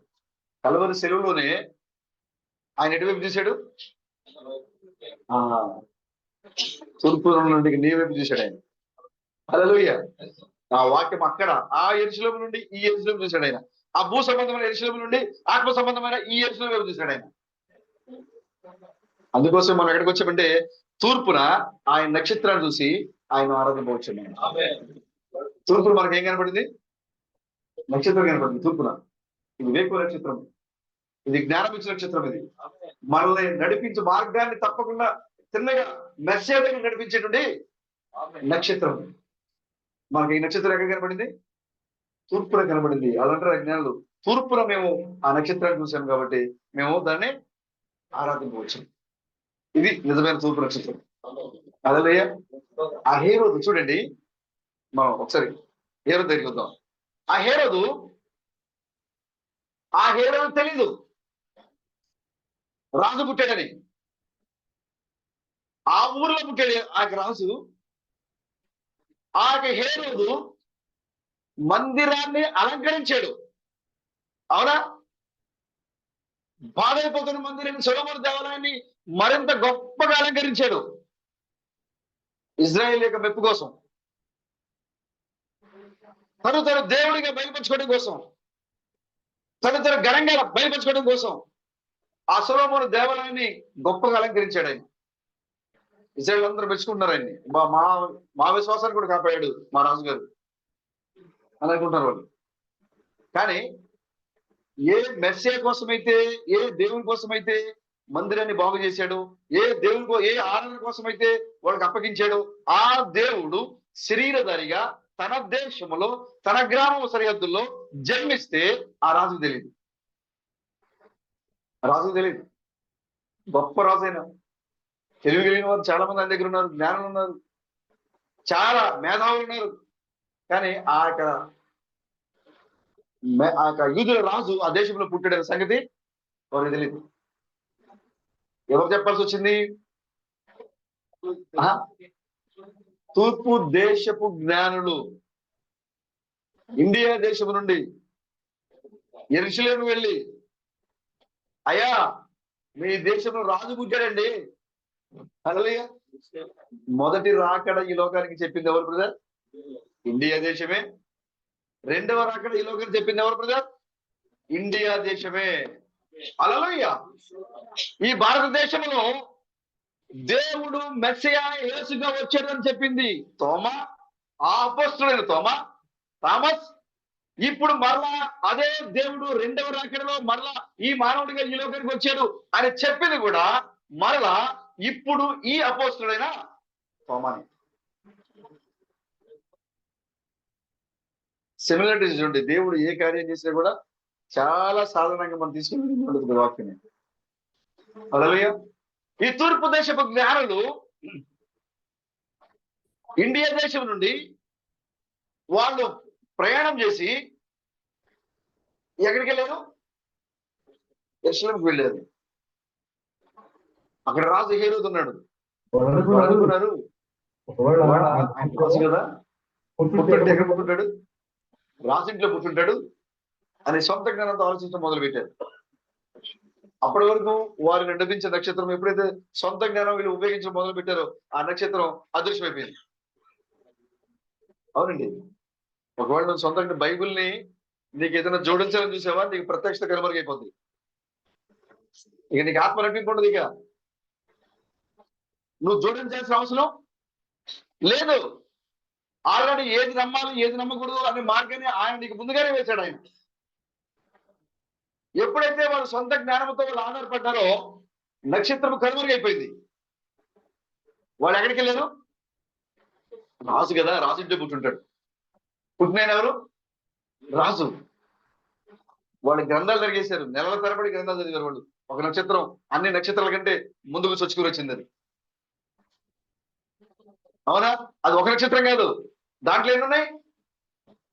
3 నక్షత్రాలు ఏకరాశిగా వచ్చి ఒక నక్షత్రంగా కనపడుతూ ఉంటుంది. మరింత బ్రైట్ గా కనపడుతుంది అక్కడ. అన్ని నక్షత్రాల కంటే ఈ నక్షత్రము చాలా ప్రకాశవంతంగా ఉంది. అది ఆ జ్ఞానం యొక్క దృష్టిని ఆకర్షించింది. అది వాళ్ళు మేడం ఇంక రోజు ఆ స్టార్స్ లెక్కిస్తూ ఉంటారు వాళ్ళు, ఖగోళ శాస్త్రవేత్తలు. వాళ్ళు ఒక రోజున వాళ్ళ దృష్టిని ఆకర్షించే ఒక నక్షత్రము మరింత ప్రకాశవంతంగా కనపడడం వాళ్ళు చూశారు. ఇంత దగ్గరికి వచ్చింది నక్షత్రము, అది గ్రంథాలు జరిగేశారు. నెలల తరబడి చూశారు, ఎక్కడ ఏ గ్రంథంలో వాళ్ళకి సమాచారం దొరకలేదు. దానియేలు గ్రంథం తిరిగేసి చూశారు వాళ్ళు. ఓ, ఈ యొక్క లేఖనము ఈ కాలంలో నెరవేర్చబడుతుంది. ఈ స్టార్ ఎవరు? మనం ఎదురు చూసేటువంటి యూదుల రాజు పుట్టాడైనా. కాబట్టి ఆ యాకోబు నక్షత్రము ఆ మెస్సియాను చూపడానికి భూమి దిగి వచ్చింది అని గుర్తించి వాళ్ళు బయలుదేరి, కృష్ణ గారు ఈ సందర్భాన్ని ఒక మెసేజ్ ఇచ్చారు. ఆ జ్ఞానంలో బయలుదేరటం, వాళ్ళ లోపలికి వెళ్ళటం, బాత్రూంలో స్నానం చేయటం, వాళ్ళు బాత్రూంలో స్నానం చేసుకుంటూ బయట తమ భార్యలు వాళ్ళతో సంభాషించడం, ఇదంతా కూడా ఒక వర్తమానం చెప్పారు ఆయన.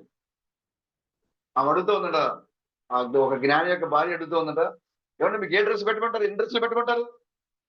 అబ్బో మేము అక్కడ నుంచి వెళ్ళాలంటే చాలా దూరం ఉంది, మాకు దరిదాపుగా సంవత్సరంన్నర 2 సంవత్సరాలు పట్టేస్తుంది, కాబట్టి మాకు డ్రెస్సులు కొంచెం ఎక్కువగానే కావాలి, ఎక్కువగానే పెట్టండి. ఏ కలర్ పెట్టమంటారు? అన్ని బ్యాగ్ సర్దేస్తున్నారు. మీరు ఎడారిలో ప్రయాణం చేయాలి కాబట్టి, సముద్రంలో ప్రయాణం చేయాలి కాబట్టి మీకు ఏదైనా దిక్సూచి అవసరమా? క్యాంపస్ పెట్టమంటారా అడిగిందంట. అప్పుడు ఆయన చెప్పాడ, అవసరం లేదు, అన్ని సర్దు, అది మాత్రం అవసరం. ఆ దిక్సూచి అవసరం లేదు, ఎందుకంటే ఒక దిక్సూచి పైన ఆకాశంలో ఉంది. ఈ దిక్సూచి అయితే నేను మార్గం తెప్పిస్తుంది. ఈ దిక్సూచి అయితే పని చేస్తే పని చేయకపోవచ్చు, అది సరైనటువంటి నార్తలు మీకు చూపించకపోవచ్చు, కానీ సరైన ఉత్తర మార్గాన్ని, ఉత్తర ద్వారాన్ని చూపించేటువంటి ఒక నక్షత్రము ఆకాశంలో ఉంది. అది అవసరం లేదు అని చెప్పాడు. వాళ్ళు బయలుదేరలేదు అక్కడికి. వెళ్ళి వాళ్ళు సొంత జ్ఞానంతో 2 సంవత్సరాలు వాళ్ళు నక్షత్రాన్ని వెంబడించారు. లోపలికి వెళ్ళిన తర్వాత సొంత జ్ఞానం ఉపయోగించారు. రాజు దగ్గరికి వెళ్ళారు. అయ్యా రాజుగారు, మీ ఇంట్లో రాజుగారు పుట్టాడా? మా ఇంట్లో రాజుగారికి పుడతాడు, మాకు ఎప్పుడు పిల్లలు పుట్టేశారు. లేదండి, లేఖలు తిరిగి చూస్తే ఒక నక్షత్రం కనబడుతుంది. ఆ లేఖలు తిరిగి చూస్తే ఆ నక్షత్రము మెస్సయ్య, దేవుడు మానవుడిగా, యూదుల రాజుగా ఈ లోకంలో పుట్టాడు అని. హృదయ బెత్లెహేమా, నువ్వు మాత్రము అల్పమైన ధనము కావు, నిన్ను ఏలువాడు నీళ్ళ నుంచి వస్తాడు అని రాయబడింది. కాబట్టి ఆ రాజు ఇక్కడ పుట్టాడు. రాజు గారికి భయం వేసింది. నేను రాజుని కదా, నా తర్వాత రాజు వస్తే నా కొడుకు, నా కుటుంబ సభ్యులు రావాలి, కానీ ఇంకొక ఆయన ఎక్కడి నుంచో పుట్టడం ఏంటి? పైకి మాత్రం నవ్వుతున్నాడు. అవునా, మనకి రాజు పుట్టాడా? ఓ, లోపలే ఉంది అసూయ, భయము, కలత. ఎందుకంటే రాజు వస్తే నా కుటుంబం నుంచి రావాలి, ఇంకొక రాజు రావటం ఏంటి అని అంటున్నాడు. ఎక్కడ పుట్టాడు? అయ్యే తెలియదు అన్నాడు. అయితే మీరు వెళ్ళండి, వెతకండి, ఆయన ఎక్కడ పుట్టాడో చూసి నాకు వచ్చి చెప్పండి. స్వయంగా చెప్తున్నారు. వాళ్ళు ఎప్పుడైతే రాజు ఇంటిలోంచి బయటకు వచ్చారో అప్పటి వరకు వాళ్ళు కిందకి చూడటం మొదలు పెట్టారు. మెస్సియా మెస్సియా, అయ్యో రాజు రాజు రాజు. కానీ ఇప్పుడు కింద చూడటం మానేసి పైకి చూడటం మొదలు పెట్టారు. ఎప్పుడైతే పైకి చూడటం మొదలు పెట్టారో మళ్ళీ ఏం కనపడింది వాళ్ళకి? నక్షత్రం కనపడింది. ఆ నక్షత్రం గమనించడం మొదలు పెట్టారు. ఆ నక్షత్రము అత్యానంద భరితులైపోయారంట వాళ్ళు కనపడినప్పుడు.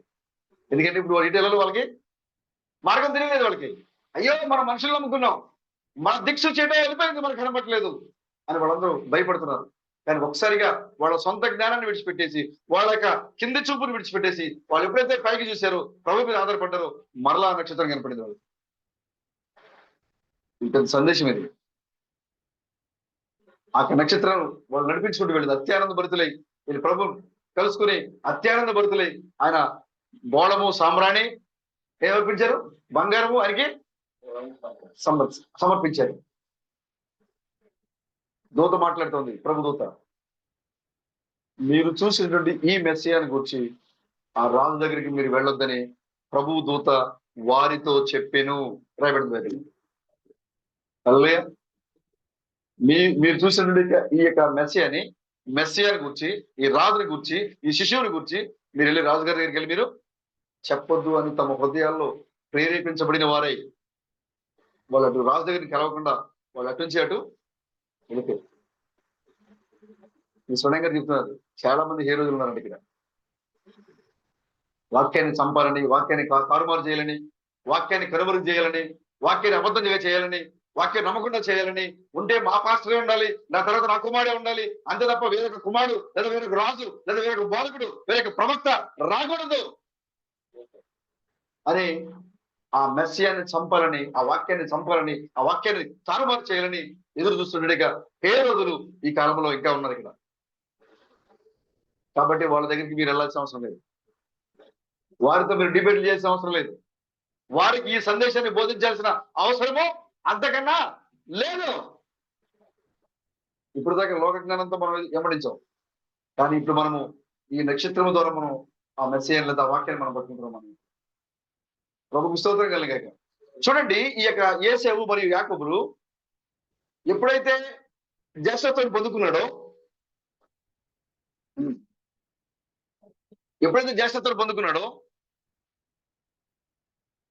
ఏశావుకి కోపం వచ్చింది.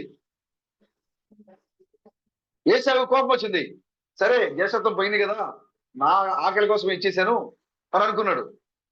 దాంతో పాటుగా తండ్రి యొక్క దీవెనలు కావాలి, అది ప్రాముఖ్యమైంది. తండ్రి చెప్పాడు యాకోబు, అయ్యా నా కుమారుడు, పెద్ద కుమారుడా, నువ్వు వెళ్ళి నా కోసం మంచి ఆహారం తీసుకుంటారా, నీకు నేను దీవెనలు ఇస్తాను, నేను నా దృష్టి మందగించింది, నేను చనిపోక ముందే నీకు నేను దీవెనలు ఇస్తాను నేను అని చెప్పాడు. ఈ మాట రహస్యంగా ఉన్న తల్లి రిబ్కా చిన్న కుమారుడు చెప్పింది, అయ్యా నీకు రావాల్సిన దీవెనలు మీ అన్న పట్టుకుపోయేలా ఉన్నాడు, అన్న వేటకెళ్ళాడు, కాబట్టి నీవే వేటను తీసుకుని వెళ్ళి మన ఇంట్లో దొడ్లో ఉన్న ఒక పశువును వధించి మీ నాన్నగారికి వండి ఆహారం పెట్టి ఆశ నువ్వే పొందుకొని చెప్పేసింది. ఈ యొక్క యాకోబు మోసగాడిగా ఉన్నాడు. వెళ్ళి తండ్రి దగ్గరికి వెళ్ళి పై చర్మం కప్పుకొని, తెలివితేటలు చూడండి, ఏశావు ఎలాంటి వాడంట, రోమము చర్మము గలవాడు, రోమములు కలిగిన చర్మం కలిగి ఉన్నాడు. నేను ఒళ్ళంతా వెంట్రుకలే, తండ్రికి కళ్ళు కనపడవు. ఒకవేళ ఏదైనా వాయిస్ ని కవర్ చేద్దామని చూసినా, ఒకవేళ చేయి పట్టుకుంటే పైన వెంట్రుకలు లేకపోతే ఏమైపోతాడు, దొరికిపోతాడు.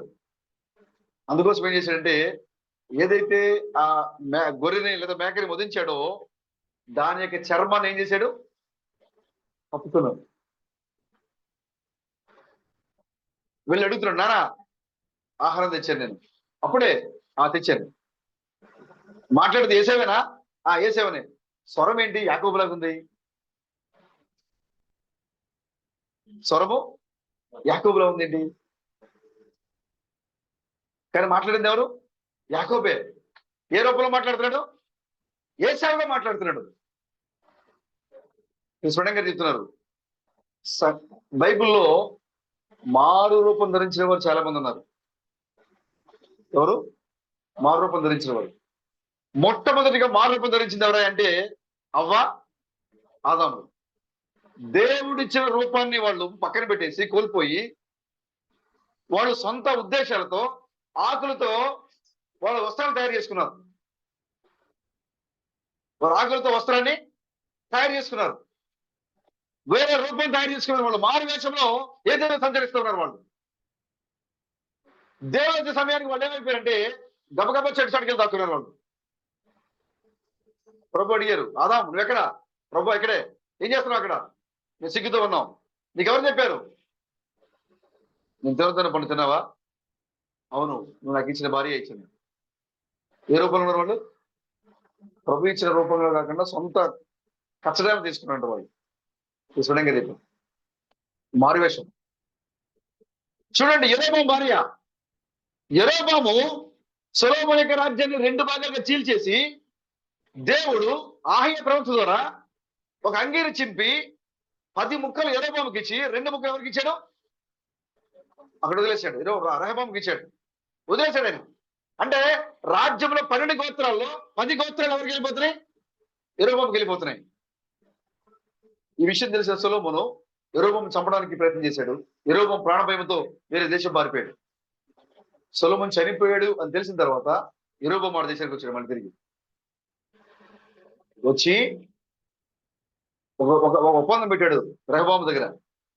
అయ్యా, నువ్వు రాజుగా ఉంటావు మాకు ఇష్టమే, కానీ నీ తండ్రి అయిన సొలొమోను మోపిన పన్నుల్ని, అధిక భారాన్ని ప్రజలపై నుంచి తప్పించండి అని చెప్పాడు. ఆయన నేను రేపు చెప్తా, 2 రోజులకు చెప్తా, సమయం తీసుకుని చెప్పాడు. నా తండ్రిని మోపినటువంటి భారం కంటే అధిక భారాన్ని మోపుతున్నాను నేను చెప్పాడు. ఎందుకు తన హృదయాన్ని కఠినపరిచాడంటే రాజ్యము 2 భాగాలు అయిపోవాలి అక్కడ. కాబట్టి యెరోబాము యొక్క హృదయము రెహబాము యొక్క హృదయము కఠినమైపోయింది. సొలొమోను మోపిన కంటే పన్నుల భారం కంటే తన ప్రజల పైన అధికమైన భారాన్ని మోపాడు. వెంటనే ప్రజలందరూ తిరుగుబాటు చేశారు. నువ్వు మాకు రాజుగా మాకు అవసరం లేదు, మాకు యెరోబామే మాకు రాజు. ఆహ్య ప్రవక్త చెప్పినట్లుగా అంగి చింపి 10 ముక్కలు యెరోబాము భుజం మీద వేసినట్లుగానే ఇప్పుడు ఆ యొక్క ప్రవచనము ఇజ్రాయేల్ ఉన్న 12 గోత్రాలు విడిపోయి 2 గోత్రాలు సొలొమోనుకు సంబంధించి, 10 గోత్రాలు యెరోబాముకు సంబంధించి రాజ్యాన్ని చీలిపోయింది. 10 గోత్రాలు ఆయన చేతిలోకి వచ్చేసింది. ఎవరి ద్వారా? దేవుని ద్వారా. ప్రవక్త ఎవరు? ఆహియా. మరి ఎక్కడో పారిపోయి ప్రాణభయంతో పారిపోయిన వ్యక్తిని తీసుకొచ్చి రాజుని చేశాడు కదా దేవుడు. మరి తన ప్రజల్ని మోసం చేయొచ్చా? ఆ దేవుడిని మోసం చేయొచ్చా బ్రదర్? చేయకూడదు కదా. కానీ ఏం చేశాడు ఆయన? ఎక్కడైతే ఈ యొక్క యెరొబోము యొక్క రాజ్యంలో నుండి సొలొమోను రాజ్యంలోనికి ఈ ప్రజలు వెళతారో, ఎందుకంటే దేవాలయం అటు పక్కనే ఉంది, సొలొమోను మందిరము అక్కడే ఉంది, సియోనులో ఉంది. ఇప్పుడు ఈ ప్రజలందరూ కూడా 10 గోత్రాల వరకు దానికి దూరంగా ఉన్నారు. ధర్మశాస్త్ర ప్రకారంగా సంవత్సరానికి ఒక్కసారి ఆరాధన చేయడానికి మందిరానికి రావాలి. ఒకవేళ వీళ్ళు మందిరానికి కనుక వెళ్ళి అక్కడికి వెళ్ళి ఆరాధనలో పాల్గొంటే అసలే సొలొమోను యొక్క సంతానం ఎలాంటి వారు కదా, ప్రేమను చూపించడంలో వాళ్ళు ఆరితేరిపోయారట. కాబట్టి వీళ్ళు అక్కడి నుంచి అక్కడికి వెళ్ళారనుకో, వాళ్ళతో సహవాసం చేశారనుకో, వాళ్ళతో ఒకరోజు గడిపారనుకో, వీళ్ళు ఏమైపోతారు? మారిపోతారు. అబ్బా, మన దేశంలో లేని ప్రేమ ఆ దేశంలో దొరుకుతుంది, మన దేశంలో లేని బోధ ఆ దేశంలో దొరుకుతుంది, ఇక్కడ లేని ఆరాధన అక్కడ జరుగుతుంది అని మారిపోతారు. కాబట్టి యెరొబోము చేశాడంటే ఈ ప్రజలు మారిపోతారు. కాబట్టి మీరు పొర్రపాటున కూడా మీరు ఆ సంఘంలోకి వెళ్ళడం వీలేదు. మీకేం కావాలని నేనే సమకూరుస్తా, మీకేం కావాలని నేనే సమకూరుస్తా. ఎత్తైన స్థలాలు, ఉన్నతమైన పర్వత స్థలాలు, వాళ్ళ ఆరాధించడానికి దేవతా స్తంభాలు నిలబెట్టి, ఇదిగో మీ దేవుడు ఆ యొక్క యాత్రలు నడిపించుకుంటూ వచ్చినప్పుడు అహరోను ద్వారా ఇదిగో తయారు చేసిన ఈ దూడ బొమ్మ ఇదే దేవత అని వాళ్ళందరం కూడా విగ్రహాలను నడిపించాడు. ఎవరు? యెరొబోము. ఎక్కడో ప్రాణభయంతో పారిపోయిన వ్యక్తిని తీసుకొచ్చి రాజుగా చేస్తే తన ప్రజల పైన, తన ప్రజల్ని మరింత విశ్వాసంలో దేవునికి దగ్గరగా నడిపించాల్సినటువంటి ఒక రాజు ఏం చేశాడు? జనుల్ని పాపంలో పడిపోయే విధంగా ప్రేరేపించాడు. దేవుడు కుటుంబాన్ని మొత్తాడు. ఊరుకుంటాడు దేవుడు? తన ప్రజల్ని తప్పుదోవ పట్టించే విధంగా చేస్తే దేవుడు అస్సలు ఊరుకోడు. యెహోషువ అంటున్నాడు బైబిల్లో రాయబడింది అక్కడ, యెహోషువ 24వ అధ్యాయంలో చూస్తే మనకి అక్కడ రాయబడింది. మీరు ఇప్పుడు తెప్పొద్దు. అక్కడ ఏం రాయబడింది తెలుసా? ఎవరి స్వాస్థ్యము వారు పంచుకున్న తర్వాత, అంత నెమ్మదిగా ఉన్న తర్వాత, అప్పుడు యెహోషువ వారిని పిలుస్తున్నాడు. అయ్యా, మీరు ఎలా ఉండాలి, ఎలా ఉండకూడదు, మన దేవుడు ఎక్కడి నుంచి తీసుకొచ్చాడు, అవన్నీ కూడా వాళ్ళ యాత్ర ప్రారంభం దగ్గర నుండి ముగింపు వరకు, స్వాస్థ్యాన్ని పంచుకునే వరకు యెహోషువ వాళ్ళు చెప్పాడు.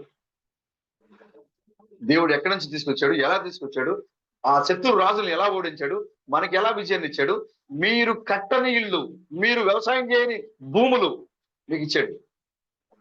కాబట్టి ఆ యెహోవాకి మీరు నమ్మకంగా ఉండండి చెప్పాడు యెహోషువ. మీరు ఉంటారో లేదో నాకు తెలియదు, నేను నా కుటుంబం ఇది ఖచ్చితంగా ఉంటాం.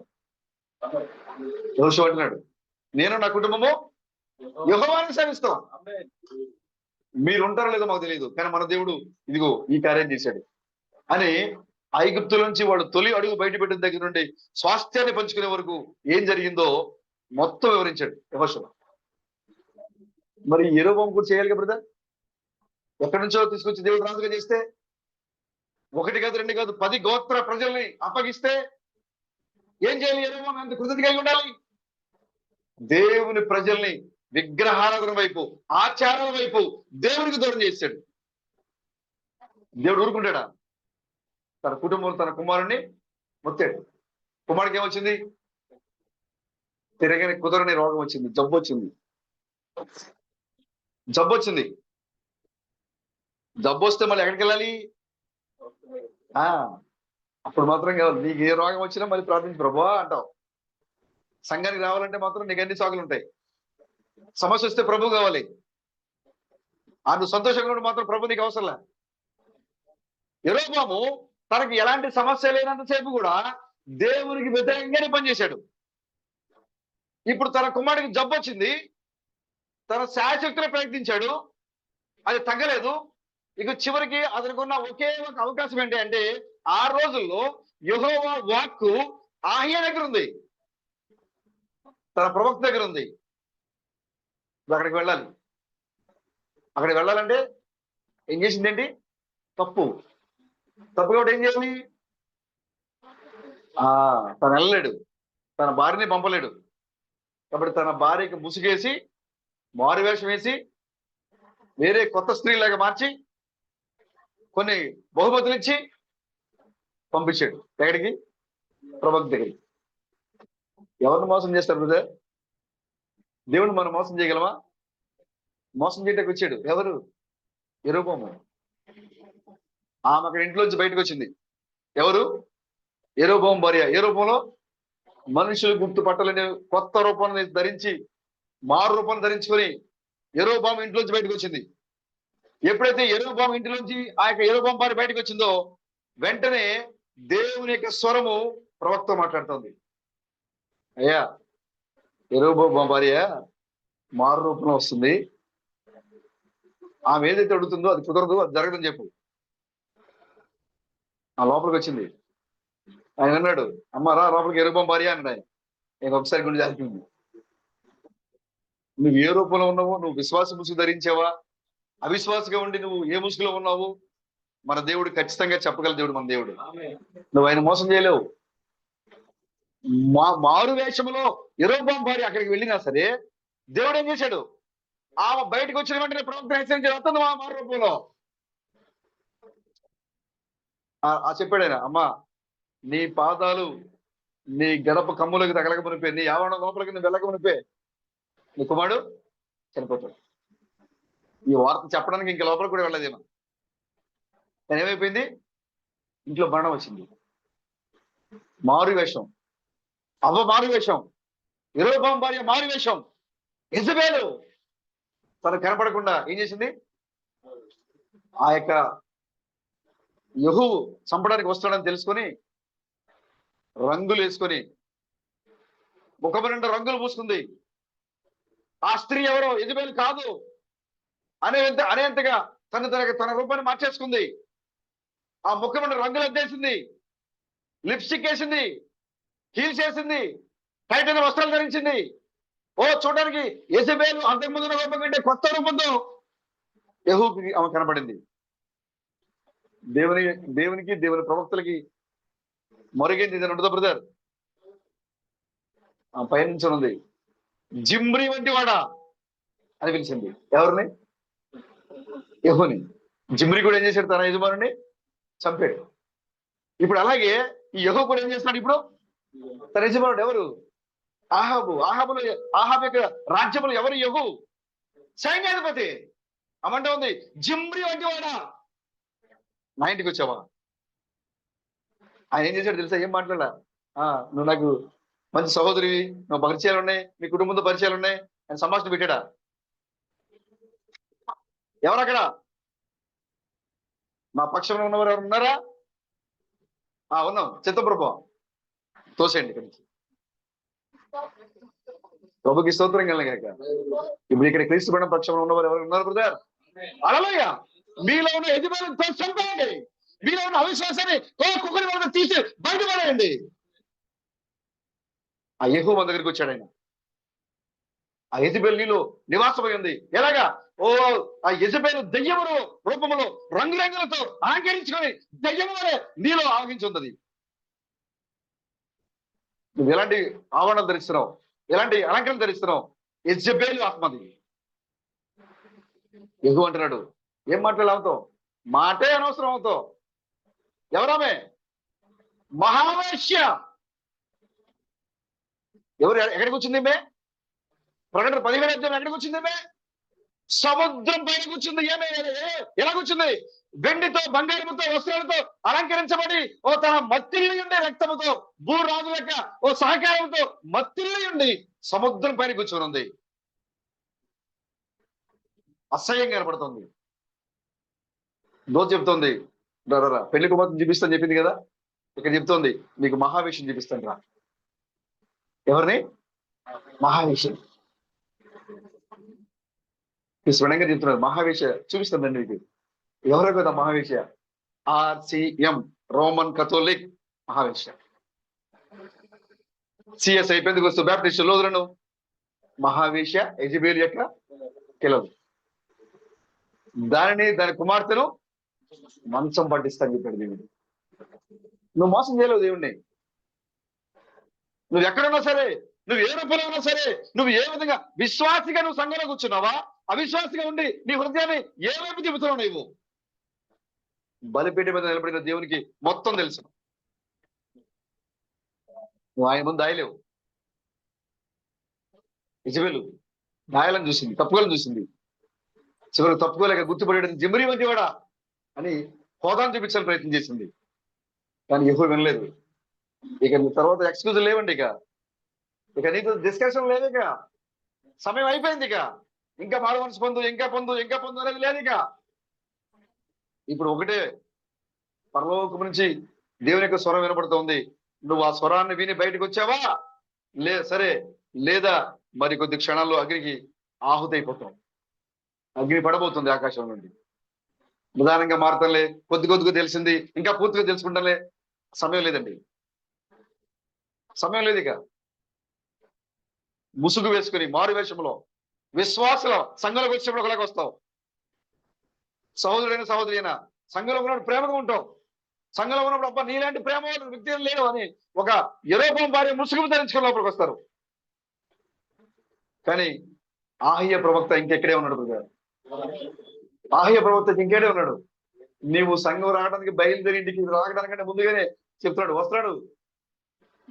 దొంగ ముసుగు ధరించినటువంటి విశ్వాసి, కపట విశ్వాసి, దౌర్భాగ్యుడు, గుడ్డివాడు, దిగంబరుడు, తను భక్తిగా విశ్వాసిగా చూపించుకునేవాడు వస్తున్నాడు.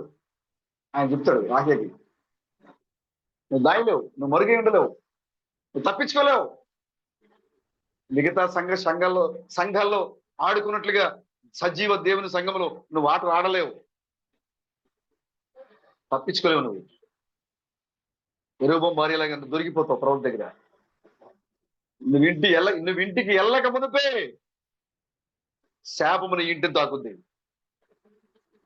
దేవుడు మోసం చేయాలని చూస్తే, వాక్యాన్ని అబద్ధంగా చూపించాలని చూస్తే, వాక్యాన్ని ధరించుకొని మహావేషమాదిగా కనపడాలని చూస్తే, దేవుని యొక్క బైబిల్లో ఉన్న శాపాలు, ద్వితీయోపదేశ కాండంలో ఉన్న శాపాలు ఒకసారి మనం చదువుకుని గుర్తుందా?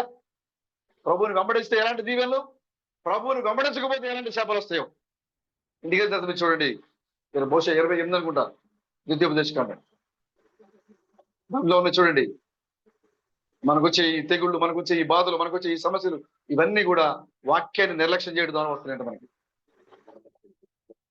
సహోదరులారా, ముసుగు మారు వేషంలో మీరు సంఘంలోకి వచ్చి కూర్చోవద్దు. యాకోబు ఏసేవలో నటించాడు. యాకోబు ఏసేవలా మాట్లాడుతున్నాడు. యాకోబు ఏసేవలే వస్త్రం ధరించాడు. ఇస్సాకు అంటున్నాడు, అయ్యా నువ్వేంటి యాకోబులా ఉన్నావు? తండ్రి కళ్ళు లేనివాడు కాబట్టి మోసం చేయగలిగాడు. కానీ మన దేవుడు కునికెడు, నిద్రపోడు. ఆయన యెరూషలేము మీద నిలబడి, ఆయన మన గోడల మీద, ఆ యెరూషలేము గోడల మీద నిలబడి యెరూషలేమును కాపాడువాడు కునికెడు, నిద్రపోయేవాడు కదా ఆయన, అలసిపోయేవాడు కదా ఆయన మన దేవుడు. అవునండి, ఆయనకి అలసట తెలీదు, ఆయన నిద్ర రాదు. మనమైతే ఒకసారిగా 10 మంది మాట్లాడుతున్నారు అనుకోండి, మనం ఏం చేస్తాం? ఒక మాట కూడా సరిగ్గా వినలేం. మనం 700 మంది ఒక్కసారి మోకరించి ప్రార్థన చేసిన వారందరికీ సమాధానం ఇవ్వగల దేవుడు మన దేవుడు. అలాంటి గొప్ప దేవుడు మన దేవుడు. హల్లెలూయా. ఆయన మోసం చేయలేవు. తండ్రి కళ్ళు లేనివాడు కాబట్టి మోసపోయాడు, కానీ మన తండ్రి కళ్ళు లేనివాడు కాదు. నీకు నాకు జీవనం ఇచ్చే దేవుడు ఆయన. హల్లెలూయా. కాబట్టి సహోదరులారా, మీరు మారు వేషం ధరించొద్దు. ఆహాబు కూడా ఏం చేశాడు? చెప్పేశాడు కదా మేకయ్య. ఆ మేకయ్య ఎవరు? యెహోవా ప్రవక్త కదా, ఎలీషా దగ్గర వాక్యం నేర్చుకున్నటువంటి వ్యక్తి కదా. అవునా? ఇప్పుడు మేకయ్య మనందరం ఎవరు? ఇప్పుడు మేకయ్య మనం ఎక్కడ నేర్చుకున్న వాక్యాన్ని? ఎలీషా దగ్గర నేర్చుకున్నాం. మనకు గుర్తింపు లేదండి. ఆ బైబిల్ పాఠశాలలో మనకు సభ్యత్వం లేదండి. మిగతా వాళ్ళు అందరూ సిద్గియా అయితే అర్చ్ బిషప్ అయినా, ఆ సిద్గియా ఎవరు? అర్చ్ బిషప్ అయినా. మిగతా వాళ్ళందరూ కూడా దాంట్లో రకరకాల హోదాలు ఉన్నాయి వాళ్ళకి. కానీ మేకాయికి ఏ హోదా కూడా లేదు. ఆ కనీసం దాంట్లో సభ్యత్వం కూడా లేదు దానికి. ఆహాబ్ క్యాబినెట్ లో ఆ బైబిల్ కాలేజీకి నిర్ణయించేట డబ్బుల్లో ఏ ఒక్క రూపాయి కూడా అసలు తీసుకోవట్లేదు. ఏ ఒక్క పైసా కూడా ఆయన రావట్లేదు. కానీ ఆయనకున్న ఒకే ఒక ఆధారం ఏంటంటే వర్తమానము. యెహోవా ఎలాగూ సెలవిస్తున్నాడు. ఆమెకే తెలిసి అడిగాడు, అయ్యా మేము ఇద్దరిని పోవచ్చా? పోవచ్చండి, రాజుగారు మాత్రం రారండి. ఈయన చెప్పాడు కదా, ఇద్దరికి వెళ్ళొచ్చు, కానీ రాజుగారు మాత్రం కోపం వచ్చేసింది ఆహాబ్కి. నేను చెప్పానా యెహోషాపాతు ఇతను మనకు అనుకూలంగా బోధించని చెప్పాను నేను. సంఘం ఏం చేయాలంట? ప్రేమ్ బ్రదర్కి అనుకూలంగా, చెవులకు ఇంపుగా, ప్రేమ్ బ్రదర్ మంచివాడు, ప్రేమ్ బ్రదర్ అందగాడు, ప్రేమ్ బ్రదర్ అని బోధిస్తే ఆయనకి బాగుంటది. కానీ పరిశుద్ధాత్మ ఎప్పుడు ముఖస్థం చేయదు ఇక్కడ. అవునంటే అవును, కాదంటే కాదనే వర్తమానం వస్తుంది ఇక్కడ నుంచి. మేకయ్య ఆహాబ్ అంటున్నాడు, నేను చెప్పానా ఇతను మనకి అనుకూలంగా ఒక్క మాట చెప్పడు. మేకయ్య అంటున్నాడు, యెహోవా చెప్పనిది నేను మీకు ఎలా చెప్తాను? ఆమేన్. మొహమాటం లేనివాడు బ్రదర్. ఎవరైనా కనీసం ముఖస్థుతి చేసి అరే ఈ మాట చెప్పుకుంటే బాగుంటదేమో అనే ఆలోచన కూడా లేని మొహమాటం లేని ప్రవక్త. మీకు ఎంతమంది ఉన్నారు బ్రదర్? అందరూ వాళ్ళే. వాక్య విషయంలో మొహమాటం లేని వారు, రాజీ పడిన వారు ఇక్కడ కూర్చున్నారు. సహోదరులు అందరూ ఇక్కడ కూర్చున్న వాళ్ళందరూ కూడా మీకాయనే. అని చెప్పాడు, వెళ్తారు యుద్ధానికి, రాజుగారు మొత్తం తిరిగి రాడు. ఇజ్రాయేల్ గొర్రెలు కాపర్లేని గొర్రెల వరే నాకు కనపడుతున్నారు. చెప్పాడైనా, తీసుకెళ్ళి లోపల పడేయండి, నేను వచ్చేదాకా మీరు ఇతనికి నీరు ఆహారం ఇవ్వద్దు. రాజా నువ్వు వచ్చావా? నేను యెహోవా ప్రవక్తని కాదు. బా ఎంత సవాల్ బ్రదర్. పరిశుద్ధాత్మ నీతో ఉంటే ఎంత ధైర్యము. ఒక దేశ రాజుని వేలు పెట్టి మరి చూపిస్తున్నాడు. అదే ఆత్మ, ఏలి ఆత్మ. యాహాలో ఉంది ఏలి ఆత్మ. హేరోదునికి ఎత్తించాడు వెళ్ళి. ఏలియా యెజెబెలుకి ఎత్తించాడు. ఇప్పుడు ఈ మీకాయ ఆహాబుని గద్దిస్తున్నాడు. నువ్వు తిరిగి వచ్చావా? నేను యెహోవా ప్రవక్తని కాదు. నువ్వు వెళ్ళా, నువ్వు నీ మాట చెల్తే నిలవే లోపలికి, తీసుకెళ్ళి లోపలికి అని పంపించాడు. రెడీ అయ్యేటప్పుడు డౌట్ వచ్చింది. యుద్ధానికి వెళ్ళేటప్పుడు ఏమైంది? డౌట్ వచ్చింది. ఏదో చెప్పాడు, పైగా నువ్వు ఇంత రావు అంటాడు. ఎందుకు వచ్చిన బాధ? ఒక నిజంగా ఏమైనా ఉందేమో, పొంచి ఉందేమో. మారు వేషం వెళ్దాం. అయ్యా యెహోషాపాతు, నేను సాధారణమైన వ్యక్తిగా డ్రెస్ చేసుకుని వస్తాను, నువ్వు రాజుగా ఉండు అని ఏం చేశాడు? మారు వేషం ధరించాడు. మారు వేషం దేని నుంచి తప్పించుకోవడానికి? దేవుని తీర్పు నుండి, శాపం నుండి తప్పించుకోవడానికి. నువ్వు ఎవరినైనా మోసం చేయగలవు, దేవుణ్ణి మోసం చేయలేవు. యుద్ధంలో పాల్గొన్నాడు వెళ్ళి. ఆ శత్రు సైన్యం అంతా కూడా యెహోషాపాతుకి గురిపెట్టారు. యెహోషాపాతు పారిపోయాడు. చివరికి ఒక చోటకి వెళ్ళి, అయ్యా నేను వాళ్ళ రాజును కాదు, ఏదో హెల్ప్ చేయడానికి వచ్చా అని విడిచిపెట్టి వెళ్ళిపోయారు వాళ్ళు. ఆ యుద్ధం జరుగుతుంది అక్కడ, భీకరంగా జరుగుతుంది అక్కడ. అందులో ఒక సైనికుడు వదిలిన గురిలేని బాణం ఒకవైపు విసిరితే మరొక వైపు తిరిగి వచ్చి ఆ రథంలో సాధారణ వస్త్రాలతో కూర్చున్నటువంటి, మారు వేషంలో కూర్చున్నటువంటి ఆహాబుకు తగిలింది. అది ఒక్కసారిగా వచ్చి గట్టిగా తగలడంతో ఆ రథములోనే ఆయన ఏమైపోయాడు? చనిపోయాడు. తప్పించుకోవడానికి నువ్వు మారు వేషం వేసిన, వాక్యం కోసం నువ్వు విశ్వాస ముసుగు ధరించిన, నువ్వు తప్పించుకోలేవు. దేవుని వాక్యానికి వ్యతిరేకంగా నువ్వు ఏది చేసినా సరే తప్పించుకోలేవు నువ్వు. ఆ రథము నిండా ఆహాబు రక్తమే ఉంది. తెల్లవారు సైన్యం వెళ్ళి రథానికి అడిగారు. ఆ రథం, ఆ నది పైన ఆహాబు యొక్క రక్తము తిట్టగట్టి పైన ప్రవహిస్తూ ఉంది. చివరిని అక్కడ కుక్కలు ఆహాబు యొక్క రక్తాన్ని నాకినాయి. బైబిల్లో రాయబడింది, ఏలియా ప్రవచనము ఇక్కడ నెరవేర్చబడుతుంది. హల్లెలూయా. తప్పించుకోలేవు సహోదరి. ముసుగు, మారువేషం భయంకరం. దేవుడు నేను ఎలా ఉండమని చెప్పాడు, నువ్వు అలాగే ఉండు. నువ్వు లోకంతో కలిసిపోయి సంఘంలోకి విశ్వాసంగా వచ్చి కూర్చోవద్దు. సంఘంలో ఉన్నంతసేపు విశ్వాసంగా నటించొద్దు. ఒకవేళ అలా ఉంటే కనుక శాపాన్ని పొందుకుంటావు, తీర్పును పొందుకుంటావు. ఈ యొక్క యాకోబు ఏశావు లాంటి వస్త్రధరణ ధరించాడు. తండ్రి అడిగాడు, నీ స్వరం ఏంటి యాకోబులో ఉంది? లేదు లేదు, ఆ వేటాడుతున్నప్పుడు నా స్వరం పోయింది, గొంతు పోయింది, మారిపోయింది. అవునా? ఆహారం తిన్నాడు, దీవించేశాడు. మనకు తెలిసిపోయింది, పారిపోయాడు. చంపేస్తుంది భయంతో. ఎక్కడికి వెళ్ళిపోయాడు? బైబిల్లో రాయబడి ఉంది. ఎక్కడికి వెళ్ళాడు? భార్యను తెచ్చుకోవడానికి ఎటు వెళ్ళాడంట? చెప్పండి బ్రదర్. బైబిల్ చదవమని చెప్పేది అదే. ఏశావు నుండి పారిపోయాడు కదా, అవునా? కానీ బైబిల్ ఏం చెప్పింది తెలుసా? యాకోబు తూర్పు దేశం వెళ్ళి తనకు భార్య తెచ్చుకున్నాడు రాయబడింది. ఎక్కడికి వెళ్ళాడు? ఏశావు నుండి పారిపోయాడా? ఏశావు చంపదైన భయంతో పారిపోయాడా? తప్పు చేశాడు భయంతో పారిపోయాడా? లేకపోతే తూర్పు దేశంలో ఉన్న తన భార్యను తెచ్చుకోవడానికి వెళ్ళేదా? బైబిల్ ఏం చెప్పింది బ్రదర్? యాకోబు తూర్పు దేశం వెళ్ళి తనకొక భార్యను తెచ్చుకునేను. యాకోబు తూర్పు దేశం వెళ్ళాలంటే ఇక్కడ ఇది జరగాలి. ఏశావు యాకోబుల మధ్య పోరాటం జరగాలి. అక్కడ పరిగెట్టి రావాలి. అక్కడ అర్ధరాత్రి బిడ్డల్లో ఉండాలి. అక్కడ ఆ దేవుని దూతలు పైకి దిగడం చూడాలి. అక్కడ దర్శనం కనబడాలి. అక్కడ ఒక రాయి, అభిషేకించబడిన రాయి, తలరాయిని చూడాలి. అక్కడ ఎంత ప్రణాళిక బ్రదర్ ఇదంతా. హల్లెలూయా. యాకోబు అంటున్నాడు, నేను మరలా తిరిగి నా తండ్రి యొక్క దేశానికి వస్తే, తండ్రి ఇంటికి వస్తే నేనేం చేస్తాను? ఇక్కడ ఈ స్థలంలో ఏం చేస్తాను? ఒక మందిరాన్ని నిర్మిస్తాను నేను. యాకోబు వెళ్ళి మళ్ళీ తిరిగి తన ఇంటికి వచ్చాడా లేదా బ్రదర్? మరి మందిరాన్ని కట్టించాడా లేదా? ఆమె ప్రభుకి స్తోత్రం కలండి కాక. మనం కూడా తండ్రి ఇంటి నుంచి బయటకు వచ్చేసాం. మనం ఇప్పుడు తిరిగి మళ్ళీ ఎక్కడికి వచ్చాం? తండ్రి ఇంటికి వచ్చేసాం మనం. కాబట్టి మనం కూడా ఇప్పుడు ఏం చేయాలి? వాగ్దానం చేయాలి. తిరస్కరించబడిన రాయి, తొక్కుకుంటూ ఈ లోకాన్ని తోసుకుంటూ వెళ్ళిపోయిన రాయి నీ దగ్గరికి వచ్చింది. ఆ తలరాయి నీ ముందు ఉంది. ఇప్పుడు నీవు లేచి ఆ తలరాయిని ఆర్భాటంతో, జైతులతో ఆ తలరాయిని ఆ క్యాప్స్టోన్ పెట్టాలి. అక్కడ ఇదే మా తలరాయి, ఇదే మా రాజు, ఇదే మా న్యాయాధిపతి అని ఈ లోకాన్ని చూపించాలి. నువ్వు ఆ పరిచయం నీదే. ఇప్పుడు దేవునికి స్తోత్రం కలగాక. యాకోబు తూర్పు దేశం వెళ్ళాడు. యాకోబు ఎక్కడికి వెళ్ళాడు? తూర్పు దేశం వెళ్ళాడు. నేరుగా తూర్పు దేశానికి వెళ్ళిపోలా. ఎక్కడ ఆగాడు? బావి దగ్గర ఆగాడు. ఎక్కడ? ఎందుకంటే రోజు బావి దగ్గర ఆగాడు యాకోబు. నేను ముగిస్తాను కదా, పదకొండు అయిపోయింది.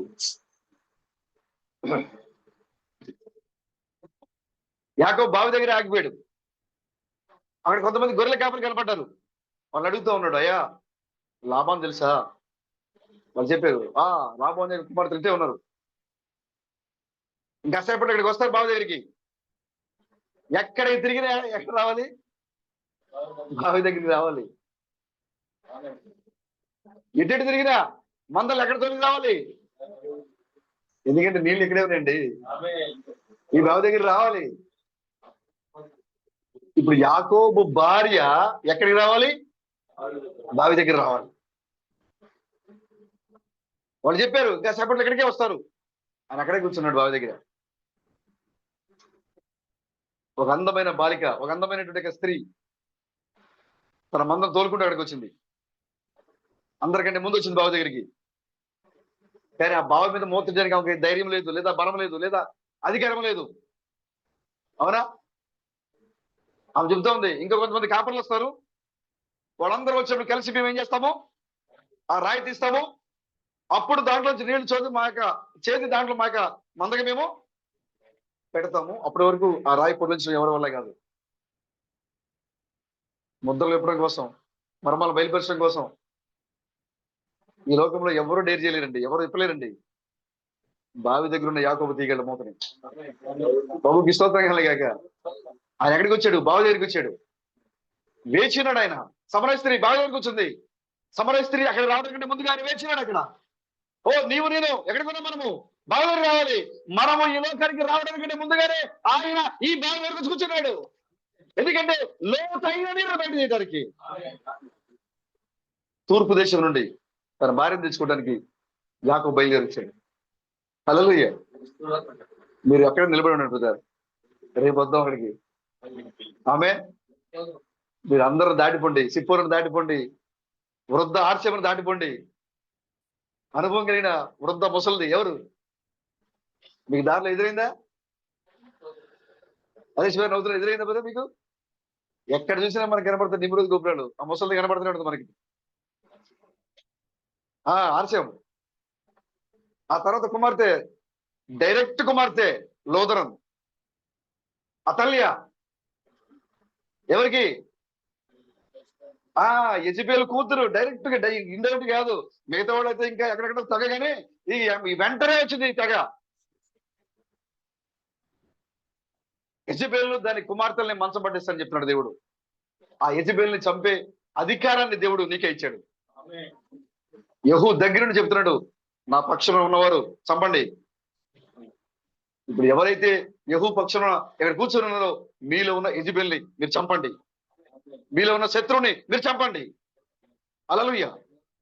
మీరు మీ మధ్యలో అనేక మంది స్త్రీలు మీకు ఎదురవుతూ ఉంటారు, సిప్పొర లాంటి వాళ్ళు మీకు ఎదురవుతూ ఉంటారు, వృద్ధ స్త్రీలు మీకు ఎదురవుతూ ఉంటారు. మీరు ఎక్కడ ఆగవద్దు. చివరన మజిలీ ఒకటి ఉంది, అక్కడ క్రీస్తు బ్రహ్మ యొక్క భార్య నిలబడింది. అక్కడ ఆ క్రీస్తు బ్రహ్మ యొక్క భార్య దగ్గరికి మీరు రండి. ఈ రాత్రికాల సమయంలో సోదరుడు సహోదరి, మీరు ఎవరి దగ్గర ఆగొద్దు. ఆయన భార్య అక్కడ ఉంది, ఆయన సంఘం అక్కడ ఉంది, సియోన్ అక్కడ ఉంది, ఓ అభిషేకించబడిన సంఘం అక్కడ ఉంది. మీరు మిగతా సంఘాలన్నీ దాటుకుంటూ వెళ్ళండి. ఆ చివరన బ్రహ్మ సంఘం కనపడినప్పుడు అక్కడ మీరు ఆగండి. ప్రార్థన చేసుకుందాం. రేపు మళ్ళా వద్దు బావ దగ్గరికి. హల్లెలూయా.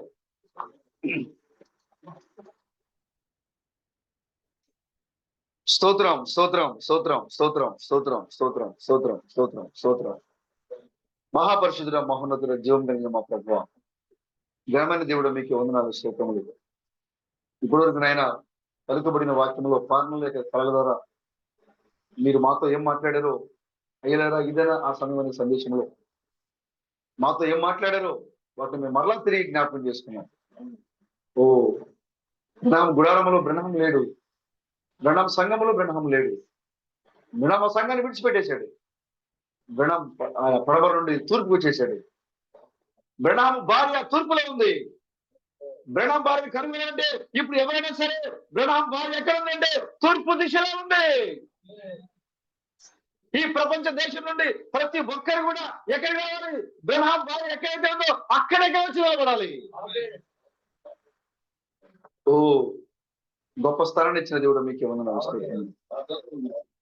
మార్నల్ లాంటి సోదరులు మమ్మల్ని అనేక మంది దర్శించబోతున్నారు, ప్రపంచవ్యాప్తంగా లేచి రాబోతున్నారు. ఆ వృద్ధ సంఘాలను దాటి, ఆ పడిపోయిన సంఘ శాఖలను దాటి, సిప్పోరాలను దాటి మా దగ్గరికి రాబోతున్నారు. కారణము మేము ఆయన భార్య అయి ఉన్నాము, మేము ఆయన సంఘమై ఉన్నాము. ఓ కాబట్టి అనేక మంది మమ్మల్ని కలవబోతున్నారు. గొప్ప దేవుడు మీకు వందనాలు చెల్లిస్తున్నా.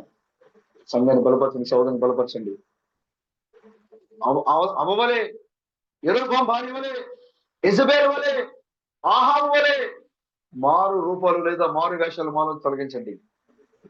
యథార్థంగా ఉండడానికి సహాయం తెచ్చండి, నమ్మకంగా ఉండడానికి సహాయం తెచ్చండి. సంఘములో పిల్లల గురించి శబ్దం వినపడుతున్నప్పుడు నాట్యమాడే అనుభవాన్ని మాకు దయచేయండి. సంఘములో ప్రలాపించబడే వాక్యం ఇస్తున్నప్పుడు ఓ ప్రలాపించే, ఓ మరి బాధపడే దుఃఖించే ఆత్మను మాకు దయచేయండి. మేము పిల్లకాయలు కాదు, బలమైన ఆహారం తినేవారిగా ఉన్నాం. మా ప్రభు మమ్మల్ని నడిపించండి. చిన్న పిల్లల యొక్క స్వభావాన్ని మేము కలిగి ఉండాలని సహాయం తెచ్చండి. తగ్గింపుతో పరలోకంలో మేము ఘనంగా ఉండాలంటే ఈ లోకంలో మేము తగ్గింపు కలిగి ఉండాలని చెప్పారు మా ప్రభు. ఓ మేము ఈ లోకానికి విలువబడిన వారిగా ఉన్నాము. ఓ ఈ లోకం చేత తిరస్కరించబడిన వారిగా ఉన్నాము. ఎందుకంటే మాకంటే ముందుగా మీరు తిరస్కరించబడ్డారు. కాబట్టి ప్రభువా, మేము ఎక్కడ ఈ లోకంలో ఎవరి దగ్గర నిలబడటం కాదు, కానీ ఎక్కడైతే క్రీస్తు బ్రహ్మ స్వరం వినబడుతుందో, ఎక్కడైతే ఆయన భార్య ఆత్మతో నింపబడి సంఘము నిలబడి ఉందో మేము అక్కడ నడిపించబడ్డామని నమ్ముతున్నాం. మా ప్రభు ఇక్కడ మోకరించిన ప్రతి ఒక్కరిని దీవించి ఆశీర్వదించి బలపరిచి నడిపించి మీరే మహిమ, మీరే ఘనత, ప్రభావం పొందుకున్నామని రాజులకు రాజుగా, ప్రభులకు ప్రభుగా, పెండ్లి కుమారిగా మా మధ్యగా రాబోతున్న మా విమోచకుడైన క్రీస్తు బ్రహ్మ యొక్క నామంలో ఈ ప్రార్థన నడుచున్నాం ప్రభు. ఆమేన్. Has been never faced, has been never faced, has been never faced. Hallelujah, hallelujah. Has been never faced. It's coming very soon. It's coming. It's coming very soon. Hallelujah, hallelujah. It's coming very soon.